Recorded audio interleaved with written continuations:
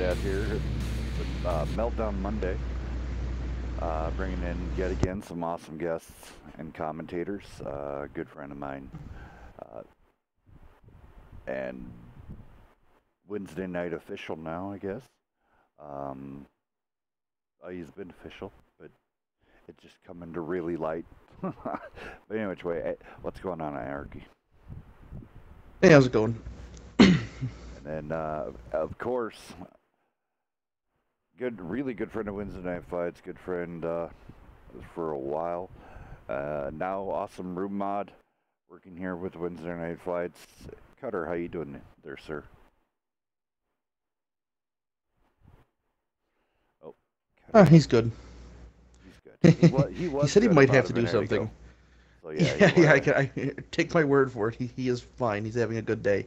All right, so first match tonight at the 8 p.m. hour, GS versus UGCC. Then at the 9 p.m. hour, BK versus Eye for an Eye. And then at 10 p.m., Eat Us versus NB. So everything should be rocking and rolling. The room's going. All the teams are in the proper chat room. Looks like They're already picking tanks. Trio of E50s already. And this is a conquest, right? Their Anarchy? Well, they had originally said they wanted airfield, right? And then GS told me that it was a clan war match, and the maps are Tundra, Winter, and Westfield. So I'm operating on that assumption. But and then wonder what the tiebreak is then. Yeah, I know. I can go see real fast. Let's see here. Oh, that's entirely way too many. You would think that they'd have their own room on that server that says maps for the week. Well. Okay. That's the fun about newer tournaments. People just got to kind of find their footing, you know. Yeah. So they're working on it, I bet. Yeah. Devil and J-Dog. Maybe make a maps room. There probably might be one. And oh hell's cats. Boy, oh, the Artie. Oh, all right, Flicker's in the house. All right, well. I'd imagine because it's a tournament match, no specs, right? Yeah, it's more than correct. Yeah. All right, so you want to go down that GS listing, and I'll go down this UGCC side. Yeah, you're just telling me to do that because they got a bunch of different tanks. They've got a 41 Bulldog, T-54, E-50, Bad AP, Para T-10s, and a Conqueror. Nice. So over here on this side, Trio E-50s, 1 STI, 2 Conks, and the S-51 artillery. All right, give me 1 second. Cutter said he needs an invite back. I think his thing was glitching. Well, that'd be a good reason why he didn't answer. Yeah. I would just like to go with the theory that he ignored you, but, you know, that probably makes more sense. Always. There we go. Thanks, guys. All right, guys. Let's see what the going strat for these guys is on Tundra. I know there's a lot of... The S-51. Hey, you know, when it's... I know what that thing, when it's devastating, I mean, it's just slow as all goodness, and I don't know if I really like the reload on it, but hey. I mean, what? Well, the thing about it is, like, it's... Oh, go ahead. Well, I was going to say, like, I don't really play a lot of Arty, believe it or not. The S-51 I know is a really good Tier 7 Arty, but if tank selection wasn't an issue, I feel like I'd bring a GW Panther because that's what I was gonna it's got say. A huge gun and a half. It's like the Tier 7 53-55, you know? There's no downside to it. Yeah. But the S-51, from what I've seen it in pubs, when it hits like a freight train. Yes. So, who knows? Like UGCC may get spotted here? Nope. Day one, Dodo. I'm not going to lie, I really dislike Tundra. It is not one of my favorite maps. I mean, yeah, I mean, I am seeing it more and more implemented, and I'm not gonna lie, I'm kind of bewildered by the strats here lately, but it seems to be working for some people. So Yeah, and it seems I like don't think it's terrible for tier 8, but like tier 9 and 10, I don't love it. So much view range and it's such a small map. I don't know. Maybe I'm wrong. yeah, Well, and it's one No. of those I've been seeing. I mean, the South teams, if they're not aggressive in any which way, you get literally bled to death. 300 here, 300 there, and so my South thing would be get out of that region where they're at here, because well, it's never a good strategy to be going down in a valley like that and then have all those cannons pointing back down the valley. Ooh, good hit. Well, yeah, like you were Nice. saying, my strat Very on a map nice like double this would be like 3 E50s that go to the hill on like E9, E0 that just kind of bleed them, and then all the heavies and everything Artie. go to the cap to prevent that. Dang. Already mops up that kill, no problem. Nice. See what the heavies are doing over here at H1. That's a pair of T10s. Sorry, a T10 and a Kong. An STI and a Kong. Now, in this scenario over here, I do prefer that J4, J5. There's some places where you can get a Conk or an STI hold down. Illitrilla taking a hit.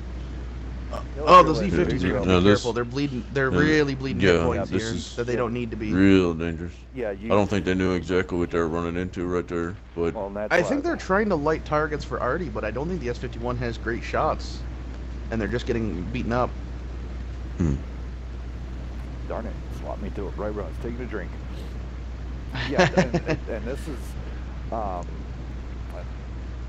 I do, when I called, it was a lot of military strategies, like don't fight up a hill. You're outgunned in that scenario.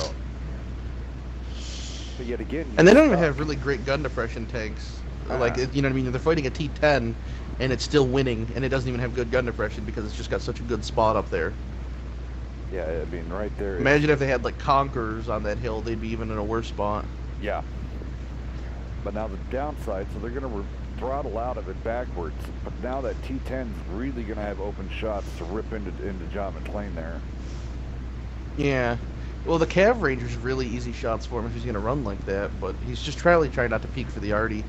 Because if he does pull forward Yeah, enough, I Artie think the Artie needs can to shoot Here him. comes the Oh, push. if they drop one right There it there, is. nice double Here tap, comes the nice push. double tap. Yep, double tap, double track. That. you gotta get. Oh, yeah, nice. there you go. That's what He's you're just looking shunting for. each other. I love that. That's And then what he you rams look the bad for. AP for a little bit. He dies, but that one E50 did Come a on, bunch of Copper. damage right there with rams and stuff. Gotta finish the The bad baby. AP here. Yep, get that. Yeah, bad got AP. to. Looks like Cav should have him right here. Oh man. Oh, nice double tap. Oh. Nice double tap. Oh, they double hit him, right? Did somebody call finish? Yeah. Man, I hate this jump. Well, I think the 54 blocked the bat and got himself racked. Looks like the T10 Oh. could fall. And also, Cav Ranger bounced a shot on the side of the T10. If he didn't do that, he would have been dead. And it would have been an easy solo on the T54 for him. That's gonna He's be gotta real try to interesting ram right him. here. The T54 is better DPM, so he's got to take hit points off by supplementing damage with ramming. Is the only way he comes out on top. Hmm. Because if not, the T54 is going to rip him apart. Well, it looks like our S51's Oh, and he coming in for a bounces. shotgun. Nothing wrong Oh, with he's that. still he's still got a. Ranger's in his way though. Ranger's way in his way. Shoot him. He's still got about 12 seconds on his reload. Oh, That's he should really get it in the now. only downfall that I see though on the S51 is Yeah, that that's reload it. is so long. Yeah, that reload is so long. But he gets it. But he gets it. Oh man, that's so filthy. So very filthy. Wow. So now we got a Airliner real just took game a on our shot hands, from though, the to be STI honest. too. Yeah, Now this is that pretty already legit. balanced that out. So now the Well, S51 has a UJCC, good all arc. they've got to do, The yeah, I was gonna say, S51 all has a this- good arc. all You they have drop to it on do- narrator. all they have to do is this ST1 is hold down, is not going to take damage from AP or heat rounds probably. Okay, well I stand corrected. Please don't do that again. He's Or basically get just got to it. sit, hold down, and let the Artie. The guy picked his hatch somehow. Yep. He heat rounded him right in the turret, and it hit his hatch. Another Oh, one. sorry about the camera. T10 accuracy, please nerf. Oh my god. Air Yeah, Raider, that was some really good shooting. Yeah, that's some really clutch shooting right there. Artie, 2 hatch pens still on the the ST1 move. from probably 250. Yeah, the Artie, if UGCC wants to get a good win on Astro's this, gotta that get Artie's some got to shots come in in. and clean up.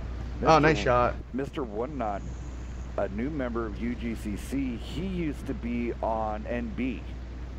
He was the no kidding? T71 driver for NB. I didn't know that. So we're gonna have a His chance. ST1's using his armor, and he's holding out. I mean, he's bounced 2 shots in there now, Right. and the T10 Artie is also needs to not able drop to a do thing damage. on Big Papa Putin. There, Oh, there it Putin is gets with ammo the racked from the conch. From the conch, yeah. Oh, that was good. Artie could finish him There right it is. there. Oh, 731, yep. very nice. That's shot. pretty much it. He's got to move. 30 Oh, seconds. 30, better. 30 seconds. You've got to get in there, Conqueror. Now, does anybody know the rules on these? If this was the draw, what happens? I don't know. Mr. I don't think it's One going to. Knot. I think Mr. One is going to finish him right here, but... I don't know. The T10's there. It is. Okay, Oh, nope. Very nice. Okay. Well, Nice. thank you for I was doing us a- a solid and not making that something we have to deal with. The very good battle right there. That was really cool. That Artie shotgun was play of the game. Yeah. So over on that side, I mean, even though what They did a lot of damage. I A mean, lot of their guys did really good damage. I mean, he 1876, but it was all in the right places. I mean, Well, no, I was saying GS, 3 guys doing really big damage for, all things considered. But they just had a couple guys not do enough, I guess. Yeah, Air Raider coming in there with the 2500 with the super long, Elway pass to hit the hatch. I mean, That was nasty. 2 shots in a row. Picks his hatch from 250 meters. ST1 has a good turret confirmed. Ah.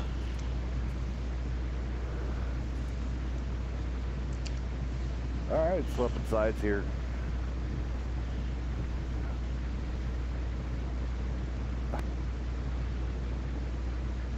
I get everybody?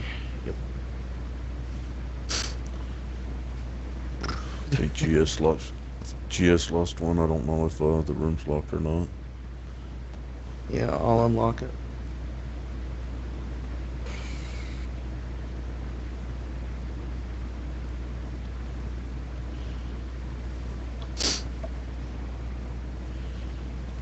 All right, like, pardon me, talking with the wife there. I just have to swap out. Lady Death will be starting to accompany me finally with here on the Wednesday nights. So that's going to be interesting. She'd like to see what the women of World of Tanks. So that's going to be pretty awesome. And then news, while they're still picking tanks, Anarchy, you there? Oh yeah, just chilling.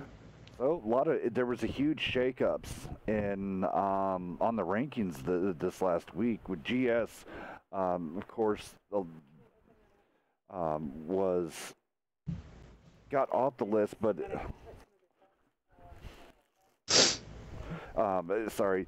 previous data, as they were RG.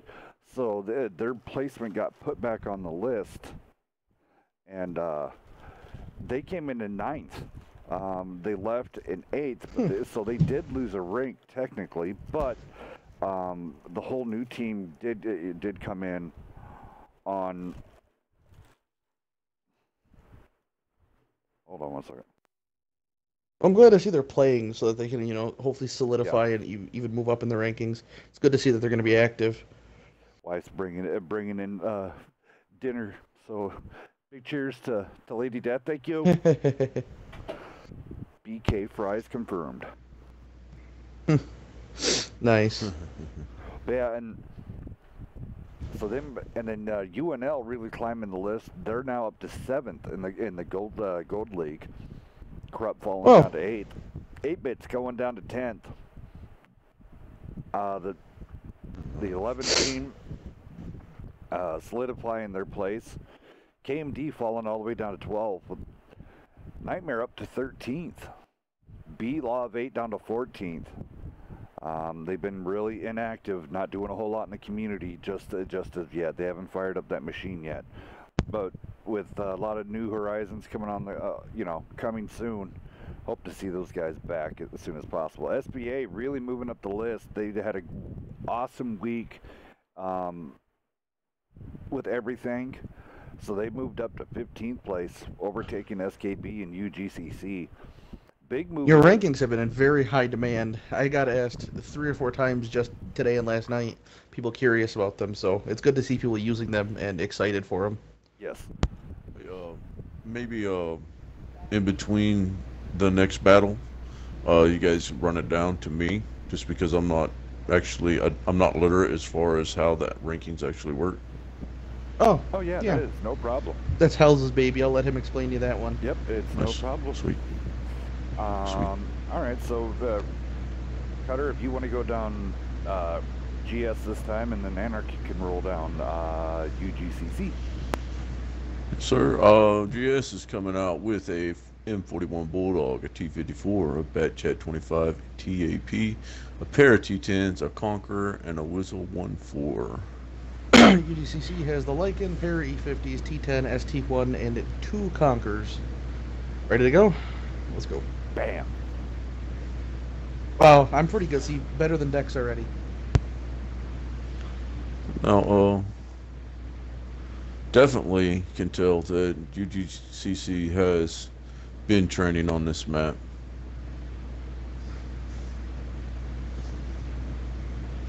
Definitely.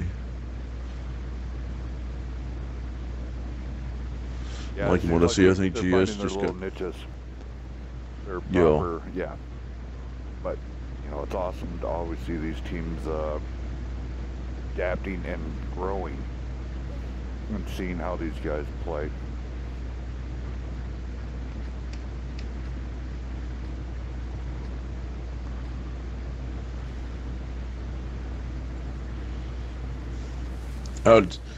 One of my biggest things against this map is exactly what they've got Segment and Dig doing out the gate is a good light or medium with some optics, and the view range perks can get up there on this hill early and just literally spot up about 75% of this map.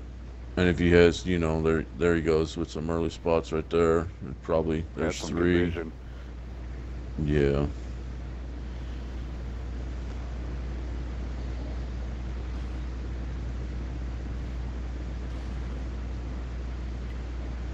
Astro getting over there now, out of the Artie into a light tank. That's an interesting swap.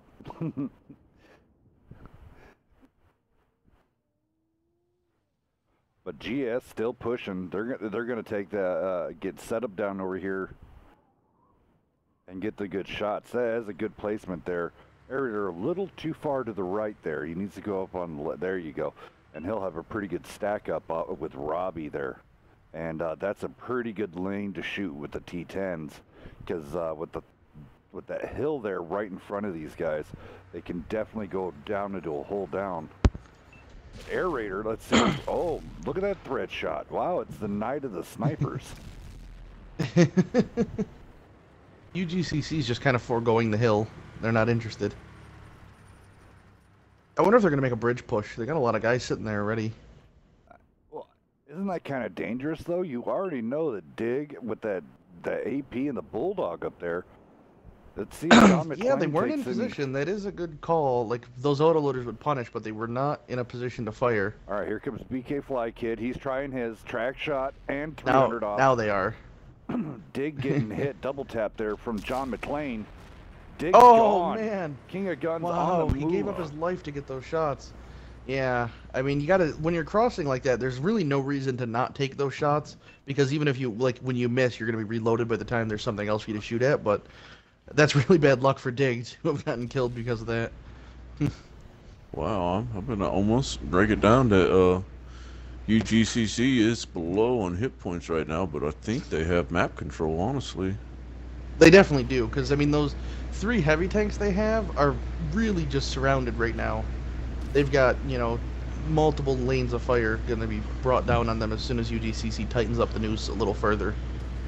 Wow, this is very, very impressive work by UGCC right The two here. E50, or the E50 and Lycan are just going to chase the mediums off so they're not harassing their heavies, and then imagine you'll see the heavies turn around to fight the other ones, Robbie like they're getting doing. Yeah, they Robbie's a there. one-shot, maybe. they got a definite overmatch, so I think Oh, the John STI McClane, be should have. careful. Yep. Yeah, the STI should have, sniping or the away ST1 should have pushed up a with little his bit. WZ taking Oh, they're out just YOLO rushing that in. tire. They got to focus fire here well if they want to win this, Oh. because that was kind of a sketchy attack. They really are going to need good focus fire to dig out of this. Lycan's going to come in and get a clip. That's the bug that's in your shoulder all the time, the fly in your ear. Just Oh, E50 coming with the ram. That was not a good one for only 50 damage to do 300 to yourself. Maybe forego that ram. The only thing is the T10 is dead. He is going to die to these E50s. Pretty much no matter what he does. No. Lycan's probably How going to many- finish him. Now, do we know how many shots is Dick on? Oh, Completely loaded right now. Oh, the T10 almost squished the Lycan. The WZ goes down, and wow, that Wow. was clean going down, I but think he Dick goes is down. oh no, lands. Oh, stops all his Lord. momentum. That's bad. Yep, good ram. That was nice of BK Fly Kid to use his tank like that as a weapon and just pull out in front of the Bulldog and stop his little gun run. You always got to try to do that with light tanks. Mad rush to get on to get up on. Just sit everybody on cap, yeah. Yep. Drag that T-54 back. Astro's gonna go out there. Lycan's gonna go scan the spot. He's perimeter. gonna die. Yep. He's gonna die, but doesn't matter. It's good to know where where he's Whoa. at. And Which way he's coming from? there it is. Let's see if Astro's able to get out of there. Good shot Yeah, on the run. T-54 Astro's is just gonna gone. snap it off. So they know where Granster is now. 18 They might be able to seconds shoot left him on if the he clock. crosses that. The D50 might have a shot. No, maybe not. It was real close, but yeah, I mean, at that point, it's not worth chasing a T-54. Just get everybody on cap, secure the win. There's no reason to try anything too Oh. fancy. Cab Ranger now rolling off cap. Coping Fanatic rolling. What are you guys doing? Interesting, all right. And you got to figure BK Fly Kid is completely a one-shot. Like, if he comes in and shoots him, he could just run away for another long while. There you go. ST1's facing the wrong direction. I don't know how you didn't know he was coming from that way, but... Oh, he bounces. Granster, Oh, man. yep, with the wow. That must have been a heat round. Accuracy. Accuracy. I for know, the that must have been a heat T-54. round. Where did he put that in? Right I on. don't even Looked see like the pen. The turret. That one commander's hatch again. He Man, actually that came off ST1 cap has for a been the second. worst luck he's had.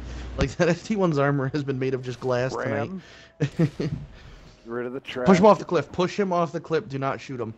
Push him off the cliff for the love of God. Yes. Yes. And to land on him. Nice. Down. Oh, Oh. yes, I got it all on. I got it all on stream. Good Oh, job, nice. Cab And the T-54 Ranger. is just ice skating away. Everybody see the corpse of him just spinning away. That's awesome. Good damage. Again, UGCC is nothing if not a team with great damage spread. Yeah, I Like, mean, they don't have anybody doing exceptional, but everybody's pulling their weight. yes, that tire did get singled like out that. over there by King of Guns, but other than that, UGCC coming out and dominating this map. I don't know if Wow. GS was just GS. It didn't look that. I mean, yes, they stayed together. Yeah, but it looked like the strategy on the aggressive strategy of UGCC kind of threw GS off, maybe. A little bit of that. That map, honestly, that particular battle was just extremely well called by UGCC. It At might be the one of those perfect things time. that, like... Yeah. Continue, sorry. Well, whenever they made their push, they had the two heavies over there on the side behind the hill, and whenever they made that push across the train tracks, they had a flawless call right there where both of the heavies that came across went ahead and boxed GS's heavies in over there in the corner, and then the E50s, like you said, were able to chase off the 54 and the Bulldog. So I mean, that was just, you split their team in half, and they were just able to pick them apart right there. I definitely think that was the good call with the E50 and the Lycan chasing the mediums off so they didn't shoot them in the back. And then as soon as they did that, the E50 and the Lycan turned around and got involved. And I mean, they made a push on lower hit points and brought it back. Because they were down hit points when they did that push, but they dug themselves out. It might also be, like, I know in my experience, one time we played a team that picked Tundra. Um, Definitely weren't prepared for it, and they had, you could tell it was one of those maps they played and practiced a lot, and they had some serious strats drawn up on Tundra, and it really caught us off guard.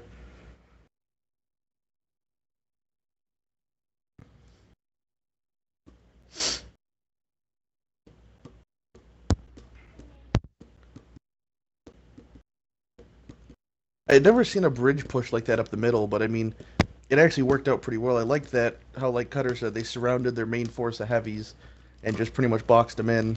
And I mean, at that point, you can just sit there and shoot them whenever you want to and wait until you get the overmatch enough to push. Definitely very well played. Like you said, that push was a little ugly whenever they pushed in on the heavies, but I mean, with experience, that'll get tighter and better. So I don't even think it was bad focus fire. Like, I think the reason why it just looked unclean is because they pushed in with a lot of tanks already really low, and so it wasn't as quick as it could have been. But I didn't see any really bad missed shots or anything. I mean, just like, bounces and stuff that you can't control always. And then the Lycan right. came in and put his weight in, and then the one T10 blocking the Bulldog from running away was really good spatial awareness on his part. Can't let those guys get away.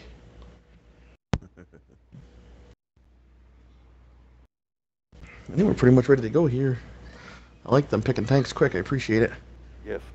Why don't you guys go ahead and run down those tank listings? I apologize. I'm trying to wolf down a Whopper. Starving. Don't get sick on us. So, yeah, you can go. UGCC is coming to the table with an LTTB, a pair of E50s, a pair of T10s, and a pair of ST1s. GS has a 41 Bulldog, T54, E50, Bad AP, pair of T10s, and a Conqueror. Let's go.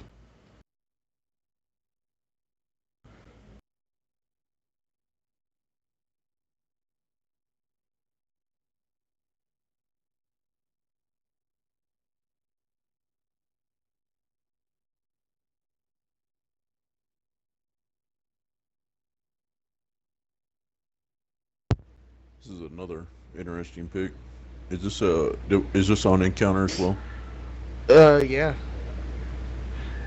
Very nice.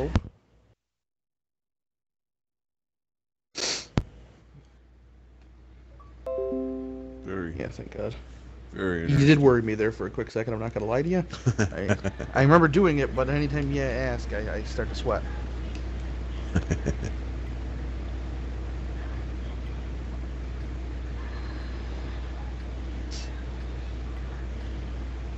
No, I'm a little surprised not to see a light tank and a TD implemented, but I haven't really ever played Westfield, to be honest, in comp. Not a super hot map pick. I don't think it's in the WCL rotation. But the Clan Wars pick has a lot of odd maps that you don't always necessarily see in WCL. Exactly. So it's kind of in their thing, which is always fun to watch teams play on maps they're not comfortable with. Yeah. Get a message from UGCC asking something about Yes, they wanted. airfield. Yes, I got the same thing. They wanted airfield, like they said, because they were not aware GS was in the Clan Wars thing, and since they are, these are Clan Wars maps, and that's what I've been told. So, I mean, if it's wrong, I apologize, but I was just doing what I was told as a good room mod. Yep, nope. You're doing your thing. Digging and getting spotted. Cab Rager shoddy. Not really playing the zero line. Obviously, UGCC just sending the light tank, but I've never seen this map played in competitive, so I have absolutely no idea how the meta is going to be, but it looks a lot like a pub match at this point. Everybody going to that middle area and just going to brawl it out. I'm surprised to see GS not put their Conqueror in, like, what is it? Is it A4? That little crossroads? You could put them on the back side of that. That might be a really good spot for them. Yeah. Shoddy and you can prevent people from poking. Kind of an interesting spot for the bad AP to be brawling it out with other mediums. See if it works for him, though. Okay, I don't know exactly what that UGC slide tank is doing. Everybody's pretty much lit up. At that point, he should just come and make a run across the bridge and try to throw some chaos into the mix or something. Yes. They've got to know nothing else is over there. I mean, he could come up and anytime they spot that light tank or something, just get shots. It looks like GS is queuing up for a push because they're putting everybody over there. The light tank's rotating over. The bad AP is going to come over the top first and just maybe throw some confusion in. Looks like Cavalry just calling his troops back. Never mind. is going to get UGCC is trying to circle them up. Yeah, UGCC is trying to, like, these two ST1s, they're going to put those there, E50s on the top, and T10s over there, and just, make their little box like they've been kind of doing all night. There's the push. Yeah, these two T10s are just going to be pretty easy snacks. Yeah, they're going to eat these guys up. That sucks. Well, because that's the only thing with how he spread them, is they have none of those two guys. Those T10s don't have anybody else covering them. It was really just them firing for a bit. Now they're getting involved, but they're already dead. Yeah, and it'll be interesting to see what GS does now. How far do they bring the push? Are they just going to call that good and regroup, or are they going to keep pressing it? If they got called back, I don't think Daquan hurt because he's trying to solo an E50 currently. I see and that. The ultimate TB is going to come up. But did they get rid of that Conqueror? No, wow, they let that Conqueror get away. That's surprising. Big Papa Putin's managing to get out of there on very low hit points. E50 goes down. King of Guns is coming around, ramming the crap out of the LTTB. He's going to have him dead soon as well. Yeah, now GS, the T10 and the 54 need to get back up there into the fight, especially the T10. He's got the health pool with the other T10. Those guys need to lead the charge and go ahead and close this out. Cav-Ranger's burning. Oh. Yeah, I think GS made the right call to push there because UGCC basically just had those two T10s by their lonesome. If they had their E50s on the ridge from the start, they might have been able to punish that better, but regardless, well played. Yeah, I personally, I probably would have pushed a little bit sooner because they actually had those ST1s lit as they pulled off and started headed through the city. They definitely had a huge overmatch right there.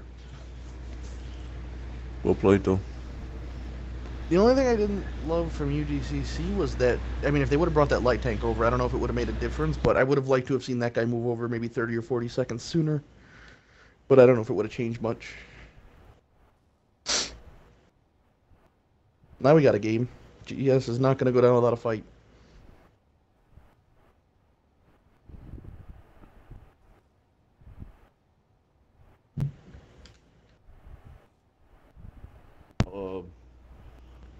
Do you guys have a second to run down the rankings format? Oh yeah, crap. So rankings are based off of, hold on one second here. Do you want that crinkling all in your guys' ears? Alright, so yet again to go back over the rankings. So there was a baseline set. Baseline was set between all the different WCL settings. If you have not participated in WCL, it was in different tournaments that were out there at that time, anywhere from the Russian to the German to the TNG Invitational, the Friday Night Fight Cup series. All of this, when it got compiled, the games were almost a month prior, almost 2 months prior of stuff done on there, and then all the data I could get from everywhere that was organized and had, win-loss records and stuff like that. So they got thrown up on the list. So in the baseline, there was a lot of on your six was on there just because, and they've now in the silver division, of course. At this moment in time, because they haven't been really active. They're towards the bottom, and matter of fact, they're on the bump list, which is going to be absolutely annihilation. I mean, on your if you got on your six back up and going and rolling once more,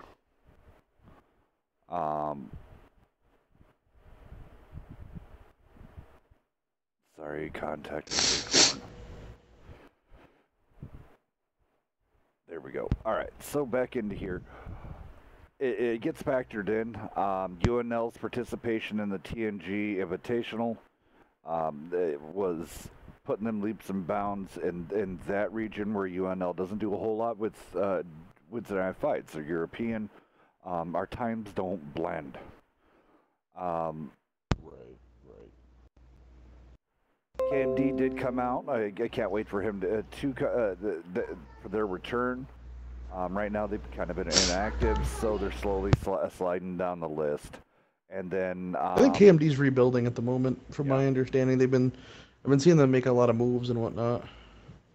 So yeah, I mean, your ranking is going to be based on your team performance, your wins and losses for the week, and then and then tournament like the Conquest of North America, the UGCC tournament.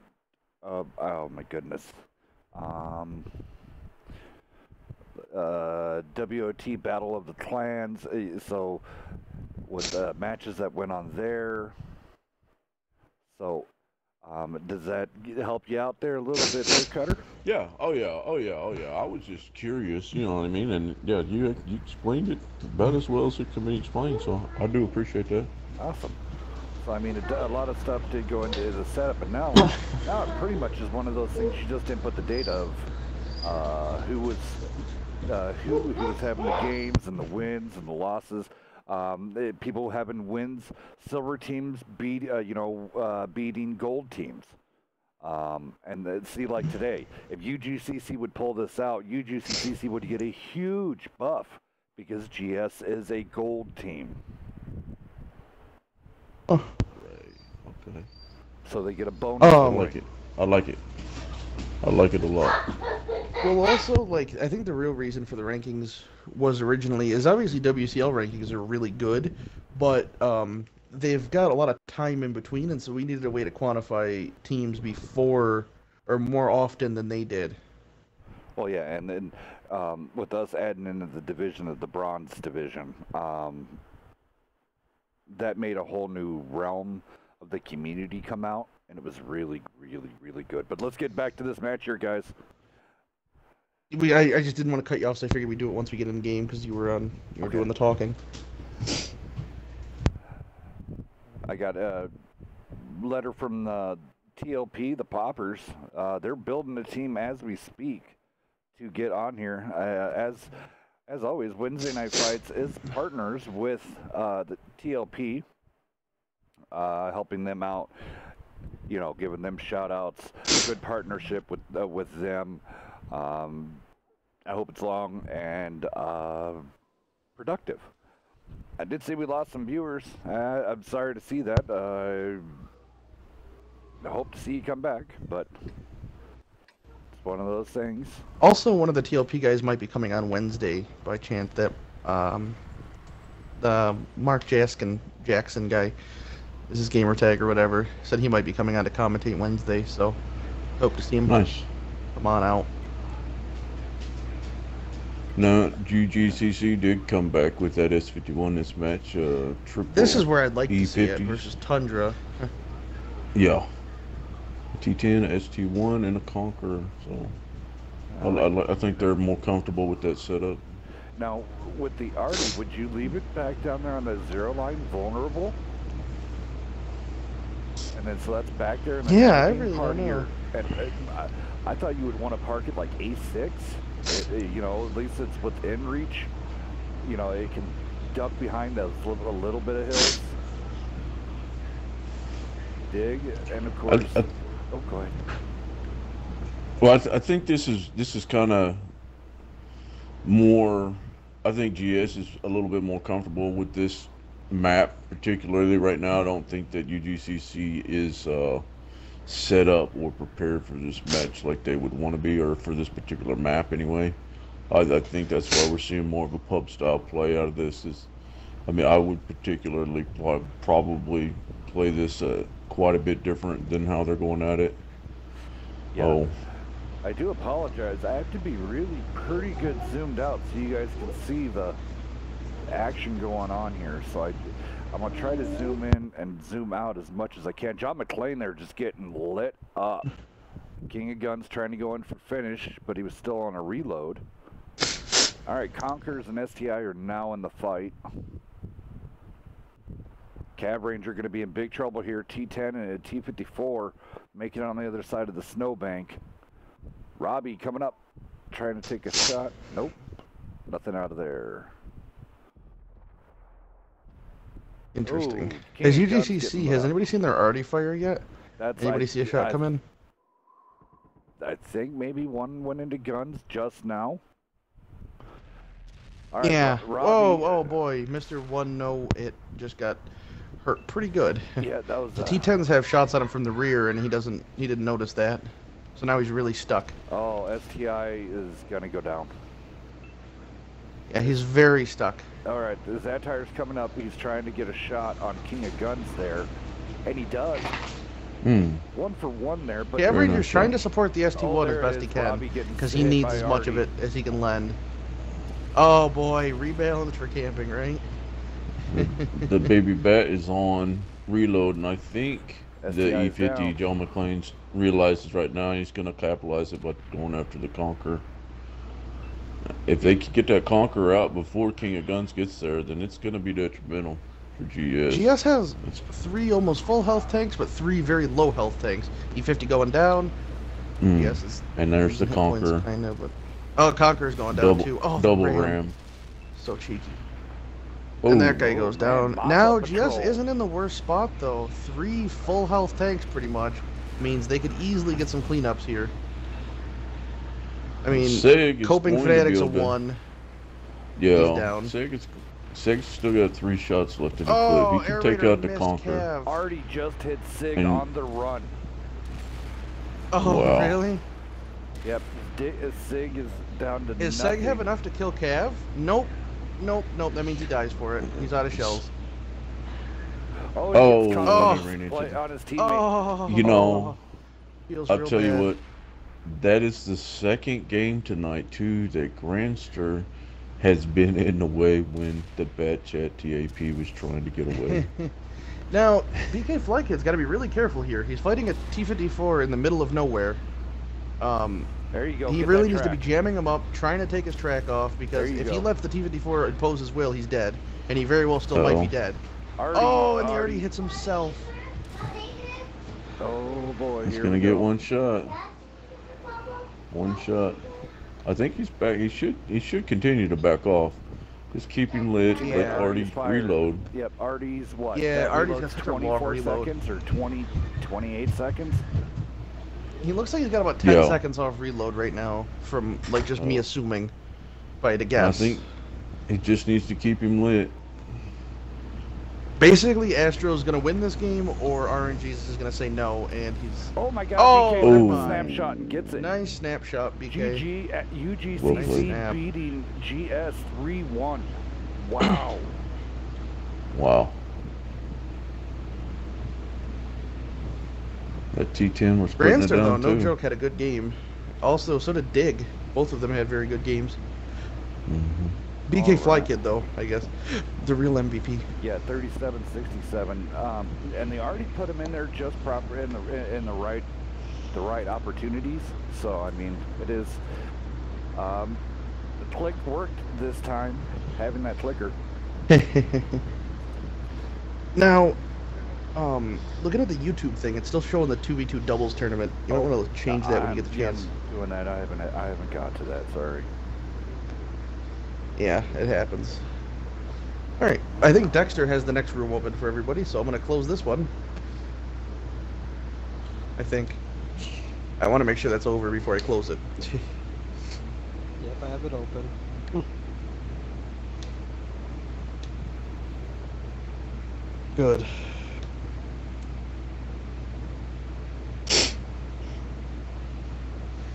All right, that should change here momentarily on there. Oh, perfect. All right, I'm going to step away for just 2 seconds here. All right, that training room is done. Bouncing over to the next. Turn off the graphics. that bad.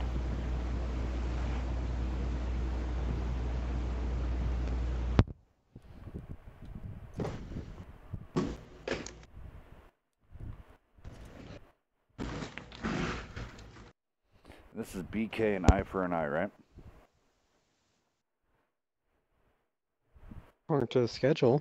Okay, then we're good to go. I just want to make sure I had the right logos up. All right, I'll be right back, guys. Go ahead and continue on to a little bit of banter. There we go. Do we do we know the maps for this particular match? Looking that up right now.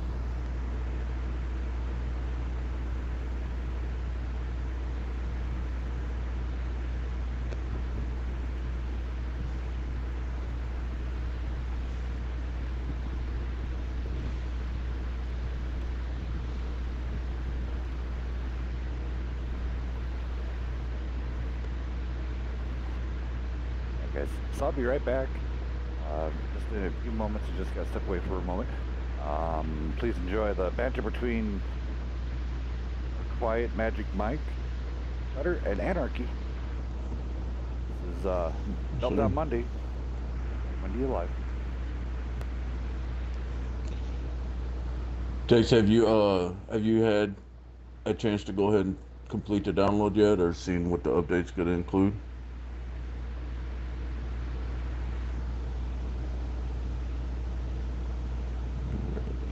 It'll be real interesting to see that whenever you can have user created tournaments starting tomorrow. I'm just curious to find out how the streaming and stuff like that's going to work out. Well, they did like the beta testing thing. I think you touched on that you guys did that with the 2v2s through the clubs. So I didn't play in any of those, but hopefully they made improvements. Yeah, well, I'm sure it's got to be somewhat different because that was a sign up through ESL, and apparently as of today that ESL's definitely dropped from any type of wargaming console stuff. So we'll just see. I'm sure they have, I mean, if WCL staff is involved with it and already sponsoring a 3-day event starting this weekend, then obviously they've got to have it somewhat figured out as far as streamers and room mods and stuff like that. From what I've seen in the WCL stuff, they might, like the admins, might be privy to more information. We don't know anything more than what's been released. They probably know more that they can't say. Right. But my understanding is they don't really know a whole ton, and so this thing is, they're basically stress testing it to see how it's going to work for potentially a larger scale event at some point, because once this is implemented, all tournaments are going to be run through that because it's just going to be much easier and nicer too. And so the 3 matches this week for the WCL thing are pretty much just to kind of see how it works, hopefully bug test it, like, and tell Wargaming about potential problems, so that at a later date, the next WCL, I would imagine, will be run through that. But definitely be also, interesting. going back to the thing, there was ones that were not run through ESL. It was run through just this random guy that had access to it. I don't know how. I don't know who he was, but they were just 2v2 tournaments randomly that you joined the club, signed up for it. And then what happened was when you were in the club and your team signed up, if it started at 9 p.m., as soon as 9 p.m. hit, it just pulled you into the lobby and everything, so. Yeah. No, that's what it did whenever we were in the 3v3 thing, that it actually posted a message on your screen saying that, you know, X amount of minutes until, you know what I mean, your match begins, and then whenever it was time for your match to begin, you just, you got shifted in there. You could see everybody else that had signed up for it was in the, you know what I mean, in the lobby right there too. Yeah. And you had, you know, 120 seconds to select a tank, and then as soon as everybody was selected, the timer started, and you guys were kicked into battle. So it was. Well, we had this discussion cool off stream, but we could bring it back up. I think, just my opinion, the reason why, like, when people played them before, from my understanding, when people tested them, is you earned silver and XP at the same rate you did in pubs. And from the announcement they made, you're not going to be earning silver and XP for at least when it rolls out tomorrow for the first while, and I'd imagine that's because it's open to the community right now, and they don't want like just getting 5 friends together and going in those rooms and just farming each other for XP and silver all day. Oh yeah, dude. So I think they're just testing the system, and will eventually make the decision on if it's only going to be open to like community, like content contributors or whatever you want to call like tournament staff and everything. Contributors, I get you. Yeah, Right. community contributors. Like if you're gonna have to ask Wargaming for access to that, I think they're gonna have to decide if they're gonna want it to make it open to the public or not. And if it stays open to the public, I don't think you'll earn silver and XP just so it's not exploited. No, I can understand that. Well, I mean, the biggest interest that I have towards this is a certain lane of ability to keep it open to the public, because honestly, I think one of the greatest things on World of Tanks PC right now is still tank companies. I mean, you have your clan battles, you can do the stronghold attacks and all that type of stuff as well, but actual tank companies are just, man, it's just awesome.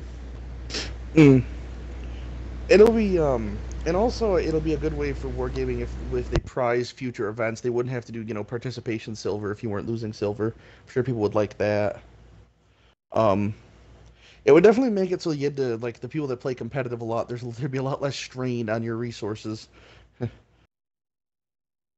Yeah, I think PC has it set up to where you still earn, but it's kind of like the campaign type thing. It comes in, experience and silver comes in at a reduced rate.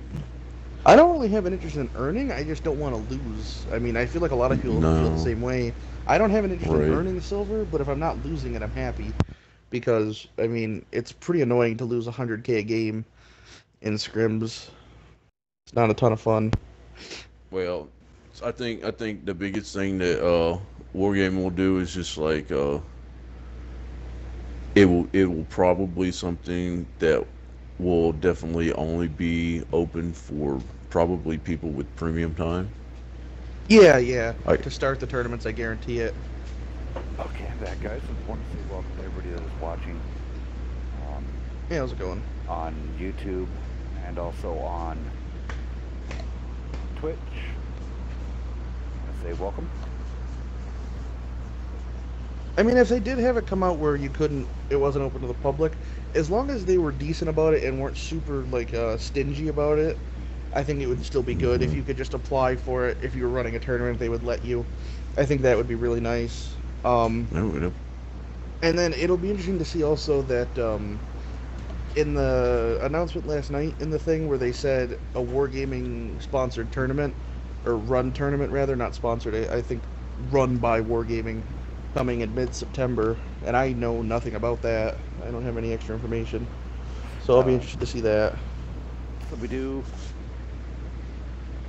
I do have to do a shout out with. Have you done an Acorn shout out?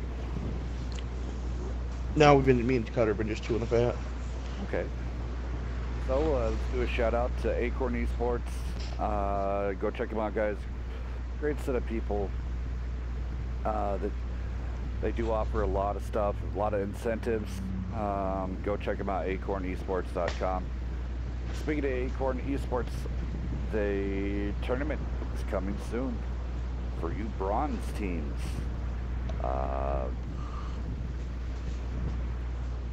Tournament will be coming sometime next month.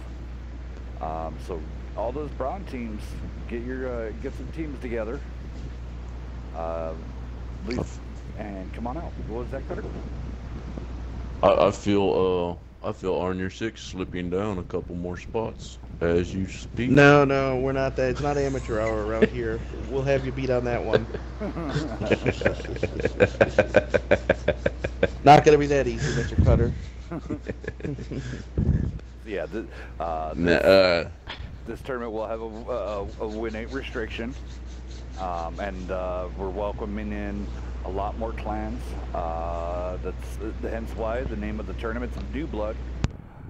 Looking to get a lot of new people and not a lot of fresh faces, a lot of fresh teams, And that's going to be interesting. That's going to be mid-September. And then also a good reminder, everybody check out the video for the doubles tournament that we had on Friday. A shocking ending. One hell of a good finals. So go check that Awesome. out. Yeah, if you haven't seen Great it already, you're matches going to all want the to way watch through the it. evening. Yeah, the Great whole, oh matches my all the god, way the whole through the stream evening. was great. There wasn't any The, boring games. Finals was actually decided with less than 200 damage between the winner and the loser. That was just incredible. Yeah. Yeah, we actually had to we had to bust out the old calculator to determine who was the winner. It was something. So how about this? I'm going to throw it out there. Do you want to make money playing tanks? Do you think you and your team have what it takes? Can you put a two-man team together and take home prizings in excess of $300? Let us know your feelings, your opinions. If you want interest in this doubles tournament where prizing is in excess of $300 in cash, and I'll say that again, not Microsoft card, not gift cards. I'm talking 100% cash, digitally handed over to you through PayPal.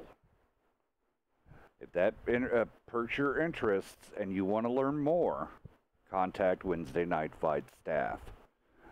So definitely be on the ups and ups for that. And more coming too. So we'll see how that rolls. And sitting here just waiting. It's game time now. I for 9 needs to get on in. Yep, I for 9 needs to get up in here. Thank you for everybody sticking around here for about 15 minutes waiting for the other team to show up. Typically I have some music going. I should turn on some music here. We could just have Cutter sing, or Dex. Yeah. Oh man. Yeah, we're trying to keep viewers. I think that that New Blood tournament idea is absolutely awesome, man. I really do. And in everything that's kind of coming together with tanks right now is just perked my interest back into the game, as well as a lot of people that I've been talking to here lately. So there's a lot of definitely tournaments. From the people that we talk to and everybody we're in contact with, there's a lot of tournaments with us put on by us, and then other members of the community and things. It's gonna definitely be a busy fall here, hopefully, and yeah. I mean, I'm sure people are used already, because there hasn't been a whole lot going on this summer besides pretty much what we put on and that TNG Invitational, but there was only 16 teams for both of them, so there hasn't been very many major, huge tournaments, but hopefully that gets changed here in the next couple months. We have a lot of people awesome, also trying to put together. Dex, Baba Man is with them. Don't kick. Sorry. Yeah, I would, was literally just about to type that, ask them. Yeah, he's with BK. Don't kick. I'm gonna make a. No, just a second. Cutter's got kids to yell at. Oh man, grandkids. I've got 8 daughters and 13 working on 14 grandkids. So yeah, there's always chaos around her. Oh. Congratulations for you, sir. Wow. You have a much better grip on life than I do, and I only have 3 girls, and I wouldn't want to have more than. I don't know if I could handle my 3 girls now. Yeah, I don't have any kids I know about, and I mean, I couldn't even imagine having that many. That's got to be absolutely more than any human should be expected to handle. There's plenty of hair care products and hair ties and God knows what else all over the house. So.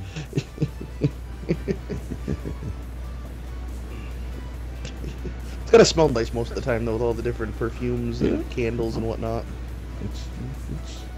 It's a pleasure some of the time. Alright, Redneck Bison, they want Ravage Capital, Dexter, if you could be so kind. But I am Nice. great said airfield earlier. Oh, fair enough. He got to you first. I would like to make a statement with a disclaimer that Wednesday Night Fights, Monday Night Meltdowns, Friday Night Fights has no say so or anything about this, but I'm just going to say that I am severely,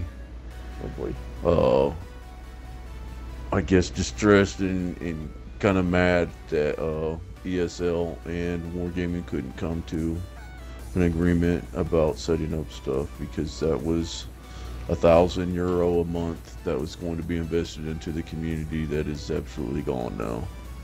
It really, I mean, blow. it is too bad. I'm kind of nice that they were able to finally make the announcement so we could talk about it, because it's one of those things that's been kind of known for a bit of time now. And it really does. It does suck. I would be curious to know, like, obviously I'm not part of the inner working of it, but I would love to know what the hang up or who the problem laid with, I suppose. Right. But I mean, it was slated to come out in June, and then it just kept getting delayed, and I think somebody eventually finally canceled it because it wasn't worth it. So, who knows? I wonder what the problem was, if there wasn't enough interest, or if they really just could not come to an agreement. I think that's what it had to be, because I mean, there's no way. I think World of Tanks PC actually has, like, besides what Wargaming sponsors, I think there are actually like 3 or 4 different sites now that you can go and sign up for tournaments or contests and stuff, and actually earn gold in game, earn cash money to PayPal accounts in game and stuff like that for completing missions and just all kinds of stuff, man. And it's, so I know that's, and I know for like Wednesday Night Fights, we're gonna start offering a lot of new with this tournament room coming out. It's gonna be interesting. Anarchy, should I come out with some of the idea? All right. So I'll do this. Why not? Well, wait for my answer. What are they gonna do? Fire me? So Calling them right now. So Wednesday Night Fights is going to be getting invested here deeper into the World of Tanks game. Essentially, what we'll be doing is let's say this doubles tournament.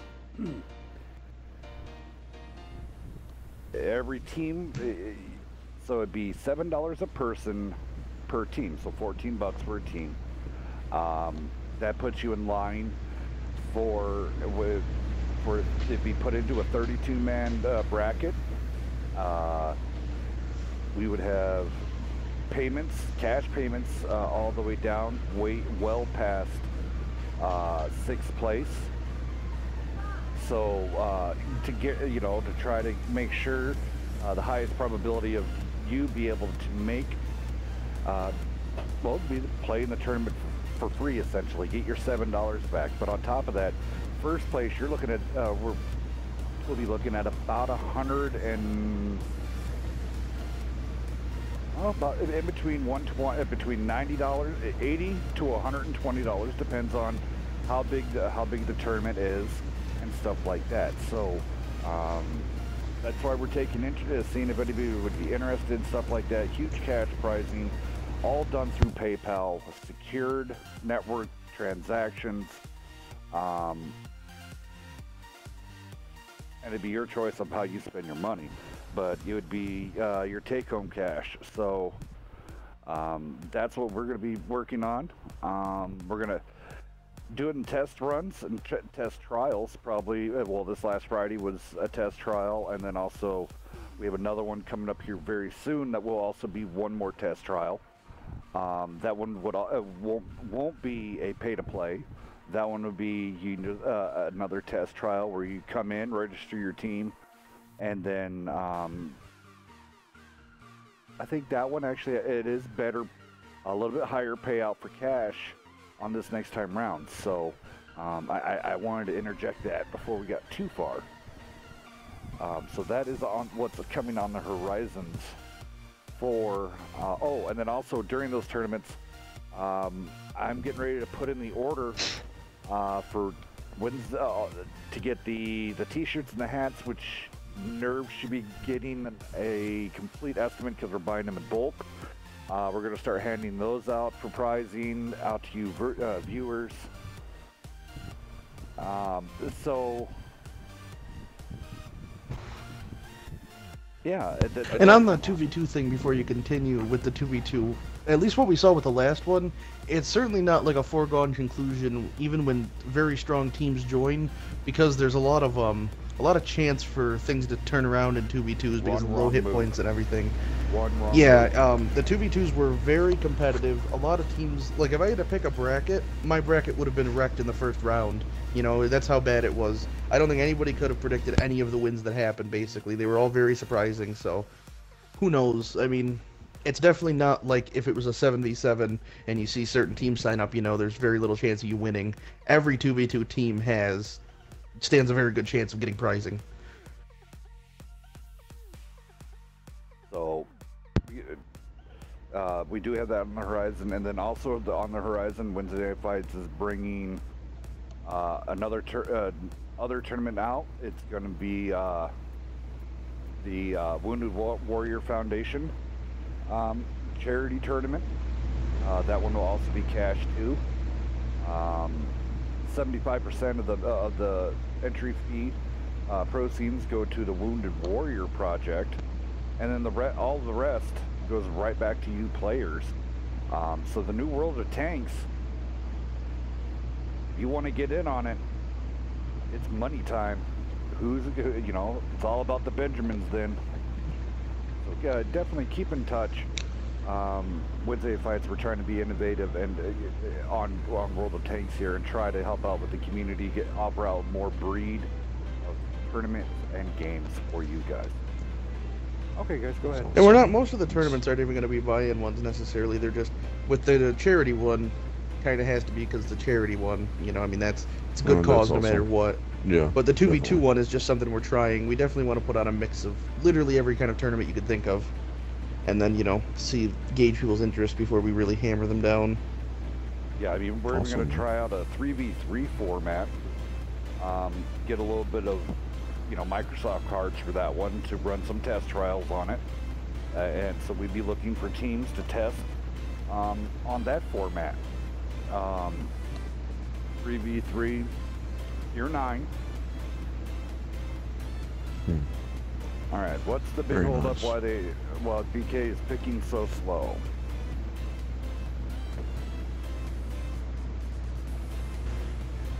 Who knows? Sorry, I know we passed down a lot of information today and a lot of stuff. We had our board meeting last night, and we just had to wait for approval and thumbs up to give out a lot of what's coming up on the horizon. So definitely not in Kansas anymore when it comes to us being able to give out information. Like when you're dealing with other people and other companies for that matter, things work a little bit slower than, just us being able to do it. We can't really shoot from the hip like we'd like to. Yeah. So, I do apologize. I want us to do a public apology for some people. They take it a little bit more heavily to their heart. But the stuff I come out, and if it seems like I'm criticizing, criticizing you too much, I'm just trying, yet again, a lot of new teams watch this, a lot of new players. They're interested in how to get that proper side scrape or how to get that really good hold down with that conquer. So if I kind of shine a light on you a little bit there and, either criticize or praise, I'll probably put that off to the side so you guys can just sit here and watch the game of tanks and enjoy yourselves with that. So I do promise no more going, hey, you need to, shove your tank in here and angle it out a little bit. I don't want to make anybody else feel that I was attacking them, so I publicly apologize for that, and thank you for being part of this. BK just gotta pick one more tank, and then we can go.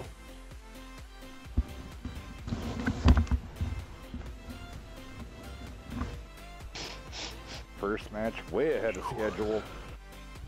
Second match, not so good. Oh, did you guys talk about the other big part with this tourney and the tourney rooms? The one big thing that... Yes, I think that's all we'd been talking about was the update tomorrow, but we might not have covered exactly what you want. So with this new tournament room, it needs to be known. If you're on a 360, it will not work. World of Tanks is pulling the plug on that section of tanks on the 360. So unfortunately for all of the people that run 360s, you're going to be seeing a huge change in the game. This is the first start with this tournament room. So if you're not on an Xbox One, you might want to start thinking, you want to be super competitive, you might want to start upgrading because I don't know if it's necessarily them trying to do it, but like Xbox 360 doesn't have clubs like Xbox One does, and because of that, that's where those tournaments are going to be run through. So yeah, exactly. It's pretty much kind of, if you play competitive, you're gonna, in the next coming weeks, I'd imagine, once those rooms come out and go smooth, that's gonna be where all matches are gonna be held. So if you play competitive and you're on the 360, you know, it's gonna kind of be pushing you in that direction to get the one. I mean, yeah, exactly. So if like 360 NA, I'm glad they made the convergence. A lot of those guys going from 360 NA and coming over to the one side. So great job, Dex. I need you to yell at these guys and tell them that the tank selection's 2 minutes and it has been 15. BK needs to speed it up. Not to be rude, but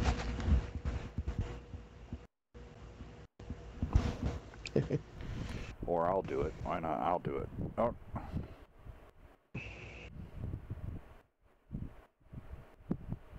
Hi guys, I need about 3 minutes. Oh, go ahead. Okay, no problem. I suppose. Looks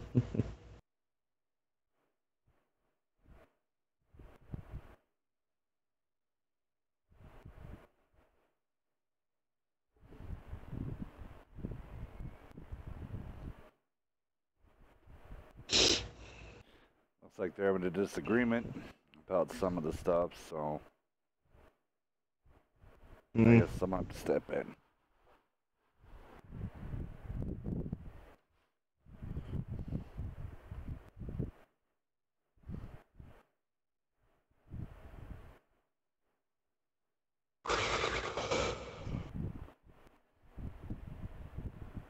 Magic's now with eye for an eye, huh? He's been there, I think, right? Since last week? No. If I remember correctly? No. Where was he last week? I Am Great was in...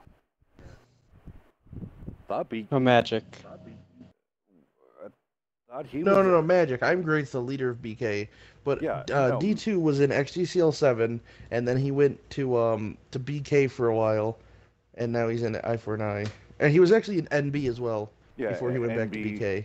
Well, NB / that, and he's just making his strolling way. He wants to feel... Yeah, he's just got to find a place he really fits in, I guess. You got to... Once you're in your place, you know. Yeah.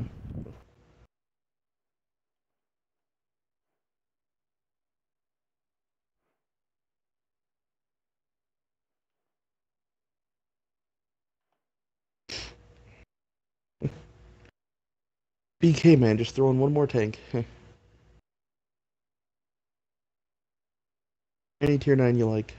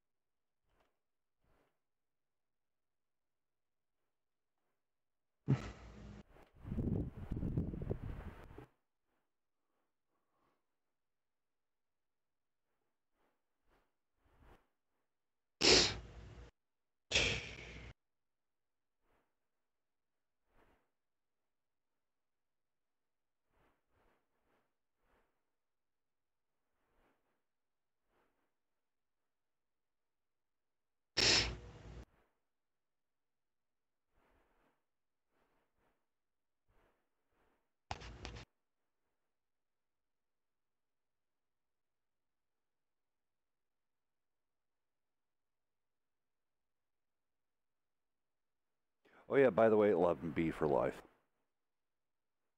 I'll restate that one more time. 11B for life.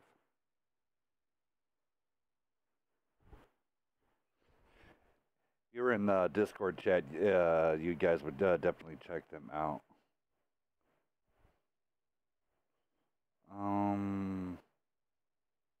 Yeah, the TLP 3v3 was pretty good. I was not able to be there, but I heard some good words. So great job out there to the poppers putting on that. It was pretty awesome. I had a lot of fun. I came by and lent my voice for a little bit of time, and Beav streamed the one on Sunday. Weasel streamed the one on Saturday. A lot of fun, really good matches. Pretty sweet. Tell your team. Hey, we're in business. Yay! If you two want to roll down the tanks real fast here, I'm just finishing up a little business aside. Go ahead, Anarchy. Oh, who do you pick? Oh, it don't matter. I don't know anything about either one of these teams. I like them. All right, I'll go to an eye for an eye. 41 Bulldog, Perry 50s, pair of ST1s, and a Conqueror and a WZ. And BK is coming out with the M41 Bulldog, a Centurion 7-1, a pair of T10s, a pair of ST1s, and the ever-loving Conqueror. Right. Bam. Oh, Dex, good one. Nice one. Airfield. I do like the airfield encounter. The airfield war encounter map on this. We were very successful with that, with Peril, and enjoyed it quite a bit. I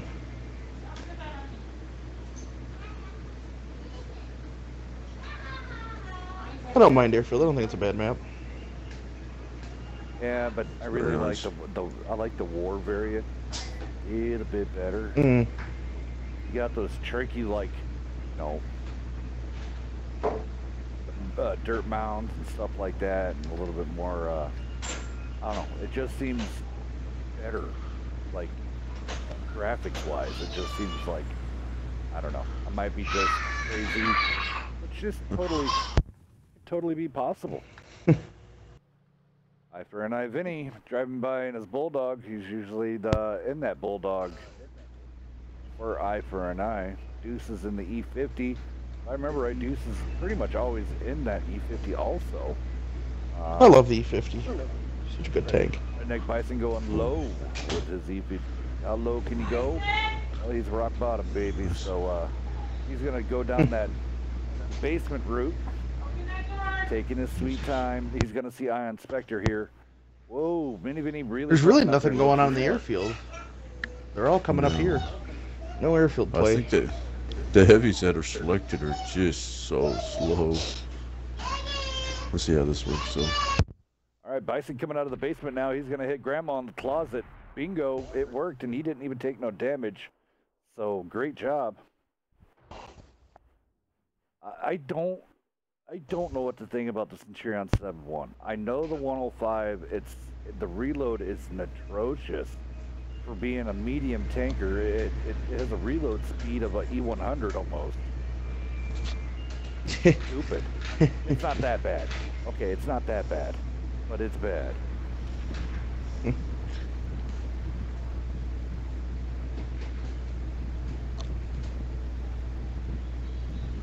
I think we're kind of in a standoff on the hill. Let's see if looks like some shots are being fired over on the airfield finally. Great. Oh, taking a big hit from Redneck Bison. So Ion Spectre rolling up. Maybe he's going to get a shot. I want to fly over to the heavies here really fast. Good snapshot by Redneck Bison, but I got to leave this battle to go over here to look at the heavies. He got burned out, really pushing without no team support. Got a good bounce. I am Great's down. Shot into ASI Deluxe cross. Nice, nice cross shots. What are you doing, burned out? Oh no. Oh, that was horrible. Why would you do that? Why would... Okay. Ramming. I think that ST1's gonna kill that Conqueror at Imagine. Well, Magic's coming I'd in be here. surprised if he didn't. Smart swap But the out. 140 Yeah, Magic's came gonna in. come in with that WZ. Come give him a smack. Those other two heavies need to get in the fight. Oh, and he bounces. Mm. Oh, and the conquer. They've shoots got the two in the back. pieces right there. Yeah, I mean,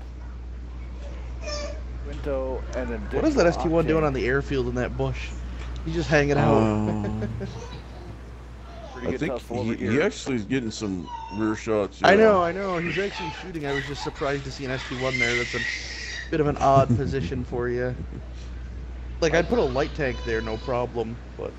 Viper Vortex in a little bit of trouble here, so he gets tapped by Redneck Bison. Viper trying to get out Deuces. Deuces falls off the cliff, rolling backwards. Viper lands on him. Drop kill. GG's. Good night, Deuces from the E10 jump on. That was pretty awesome. So the STI, I mean, he could just be comfortable here. I mean, he's shooting up, so he needs to be real careful on how he does it. But let's see how Citadel, Road Rambler, gonna take that shot. Boom. Exactly. Take that right into. And the sniping STI, you know, to each their own. Oh, I mean, I'd bounce love right. to see the damage he does at the end, because he very well might have had a good game if he's been farming the sides of those tanks the whole game. Not out of the question. Redneck Bison's going to have to be a pretty good factor if they want to win. He's healthy, but he's going to have to really make his shots count. Holy crap. they need to formulate a just plan max for rolled him. this Conqueror. Oh, wow, look at the because comp. Road Rambler has just been putting it down this match, man. If anybody saw I'd be that surprised ST1 if he's hit the not E50 for capable. 540, Yeah. he absolutely smashed him. Yeah, that. I think Road Rambler should finish him right here. Yep. Oh, Dirt's at Oh, he whipped 50.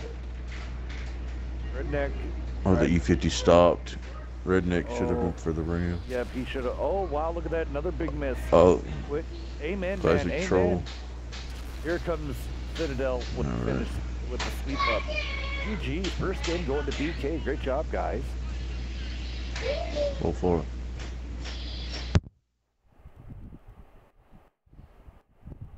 Well, Citadel was playing no games in that ST1. Yeah, let's see. Eye for an eye side. Redneck Bison with his E50 3K damage. Citadel coming in with his STI at 3596. Let's see, where is the sniping? He came in 2238 with the sniping STI in the bush. Great job, guys. They put up a 6.55 with it too. That's crazy. Oh, Hey, new meta confirmed. yes. Bush camping STI good. Check.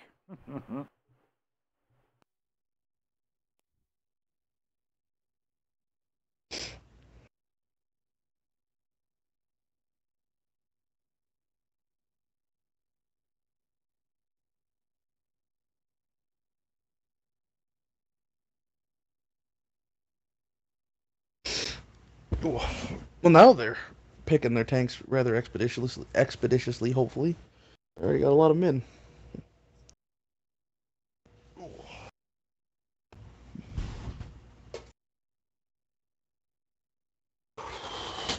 Alright, I'll be back in like 2 seconds. 1 Mississippi, 2 Mississippi.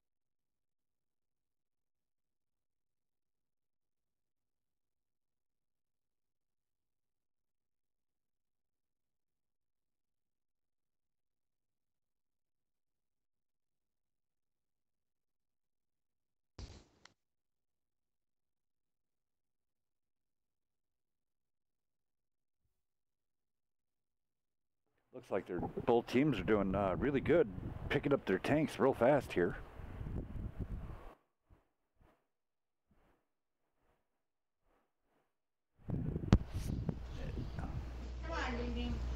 So, I wanted to say congratulations and Great American Eclipse Day. There was a lot of good banter on Discord and multiple channels. People taking, I took some good pictures of the eclipse. Everybody taking pictures. It was pretty exciting. I hope everybody was able, at least, either A, able to go out there and watch it, or B, at least catch something, you know, some of it on TV, because it was a pretty awesome sight. And unfortunately, where I am, we got screwed. We only had like a 68% eclipse or something like that, and I don't know. It's hard to tell when they're that little. Well, so. and well, here next, what, it's going to be in 2024. Up there will be. Yeah, that's what I heard. Yep, you'll get 100%, just like down here. I did see that I saw the little graph on the Weather Channel or something. In 2024, we get 100% eclipse through like some parts of New York. So yeah, might make it. The only thing is, it looked really narrow, like literally like 60 or 70 miles south, and it's like a partial. Well, so, I mean, I think I'm north of the 100, so I'll have to drive down. Like this one, we was about 92 miles outside of it, and we were 98%. Mm. So, and I'm under the impression the one in 2024 is more narrow, but I'm not sure. That one I don't know. I know Illinois is gracious enough to have it happen twice. It's gonna roll through here again. Really? Yep. So. To cross the set right here in Illinois, Carbondale, and then Springfield, we get to enjoy it twice in one lifetime. So, all right, waiting on BK to pick one more tank. Weasel over there. If you want to go talk to TLP Weasel, a good friend of ours, he streams. With TLP and all those guys over there, great gentleman. Talk to him out there on Twitch. I'm there too. If you have any questions for me or Magic Mike or Cutter or heck Weasel, we're all right there. We'll be able to give you an answer. I ain't gonna lie, I'm pretty tired today. We stayed. This is no joke. This is not a joke in any which way. We stayed in a board meeting until 5:30 Eastern this morning,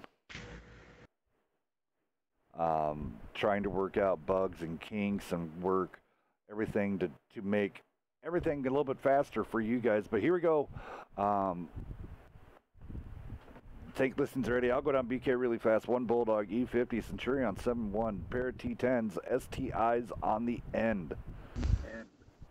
ST1, I still, STI, ST1, potato. Magic Mike, why don't you go down eye for an eye? On eye for eye over here, we have M41 Bulldog, pair of E50, pair of T10s, Conquer, and WZ11111111. 4. We got a 4. You gotta add the 4. All right. Yeah, but I said 1 4 times, so you ready? extra. Let's do this. That adds up. Bam. Yeah, there we go. So I do want to say welcome to everybody here. I'm gonna eat a couple more bites off my Whopper that I have sitting here in front of me, because, well, I'm hungry and I didn't get to eat anything, so. You won't be hearing me mowing down, so I'm going to let Anarchy and Cutter and Magic Mike take the mic this time around. I wrote Dexter has to do all the talking this time. Yes. Oh, no. It's going to be a very quiet stream then. Very nice. Yeah. We had some good gameplay last match. I'd like to see that happen again right here. I'd be interested to see if they're gonna go with the same thing, where they're all gonna go to that hill in the like H5-6 thing, or if they're gonna play the airfield. Because it started off with them just all on the hill, and then it went over into the airfield, and that ST1 got into that sweet sniper position. Started locking the game down. See how this pays out, because we do have 1 Bulldog with the autoloader, and we have 1 Bulldog without the autoloader, so. Oh, very really? Interesting. A lot of the teams. Both randomers already loaded. They use eye for an eye. They have 2 of their E50s running with camo and binocs.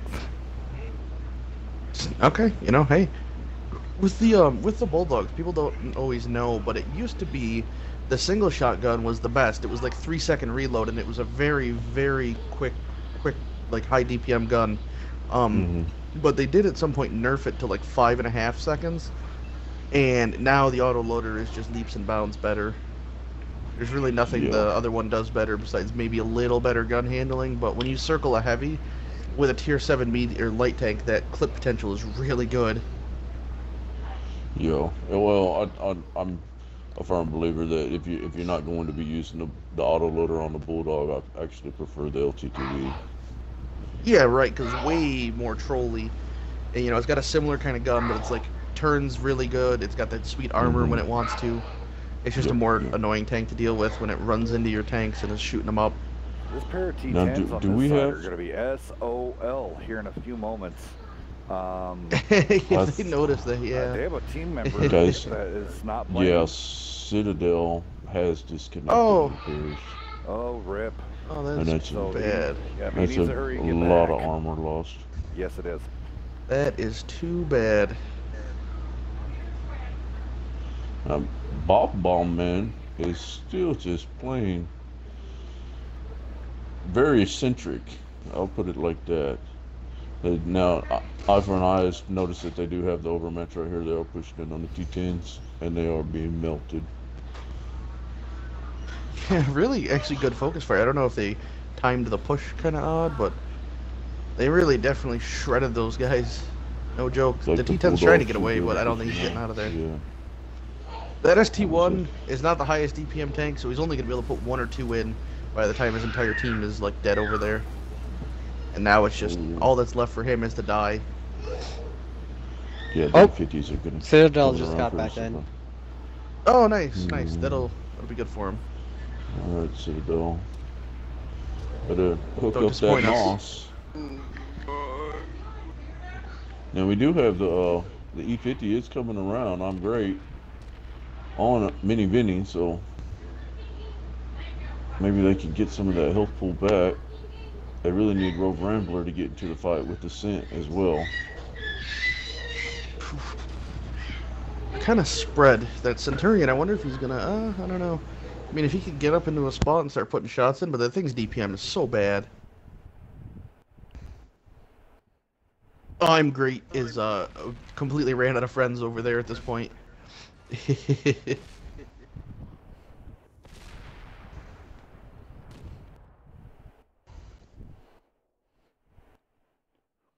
I think one of the biggest keys here for Eye for an Eye was mobility. They didn't go with the STI, a lot of the STI stuff. They stuck with the T10 or the T10 variant.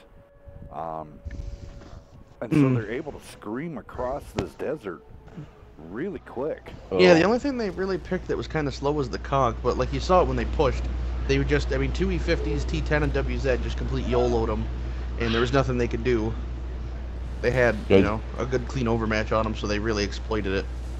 BK actually suffered 2 tragedies this game because it looks like whenever Citadel loaded in, Rogue Rambler actually dropped as well. Maybe they're on the same internet and they can only one of them can play at a time, so they gotta alternate Right. on and off. Some of that sharing Yeah. sharing the bandwidth. Maybe he's just passive Nice. scouting. You never know. He's got There you K1 and go. binos. He's just holding the spot.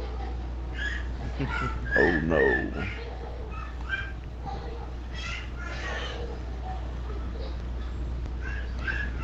Unfortunate. Yeah. Well, let's see if Citadel can keep a reset going for about 2 minutes. Maybe these guys can get reloaded. So that burned out's not going to have that at all.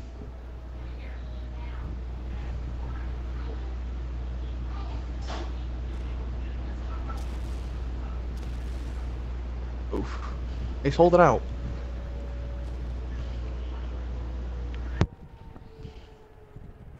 It's definitely a hard tank to pen. I mean, everybody knows that the ST1's armor is pretty good when it wants to be. I don't think it's good enough for them to turn this around, but... Oh.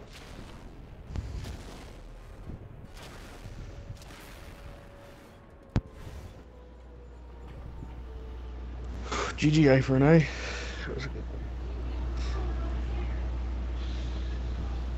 Now, what was the next map?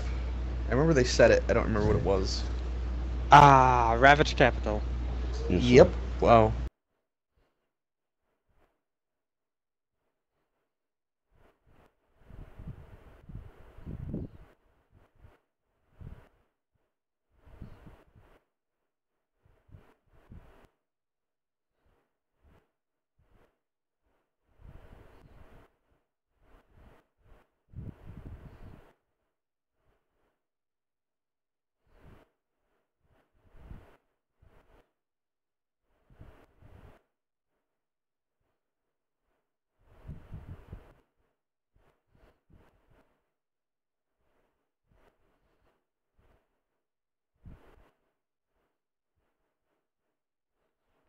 I'm sorry, getting messages here lit up. Lots of different messages. Looks like Burned Out did a decent job. Digital Octane. Congratulations, guys. Change up the scoreboard.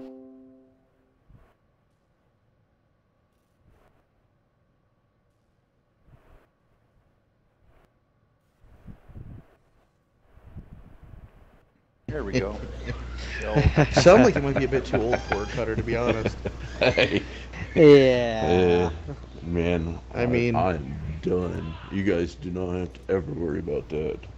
Sounds like you got more than enough to deal with in the background. Yeah. You don't need to push the issue. I'm good.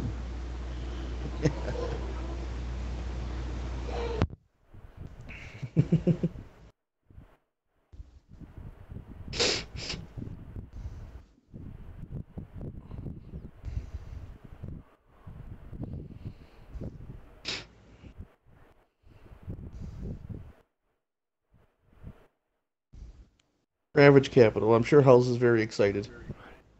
Yes, most definitely.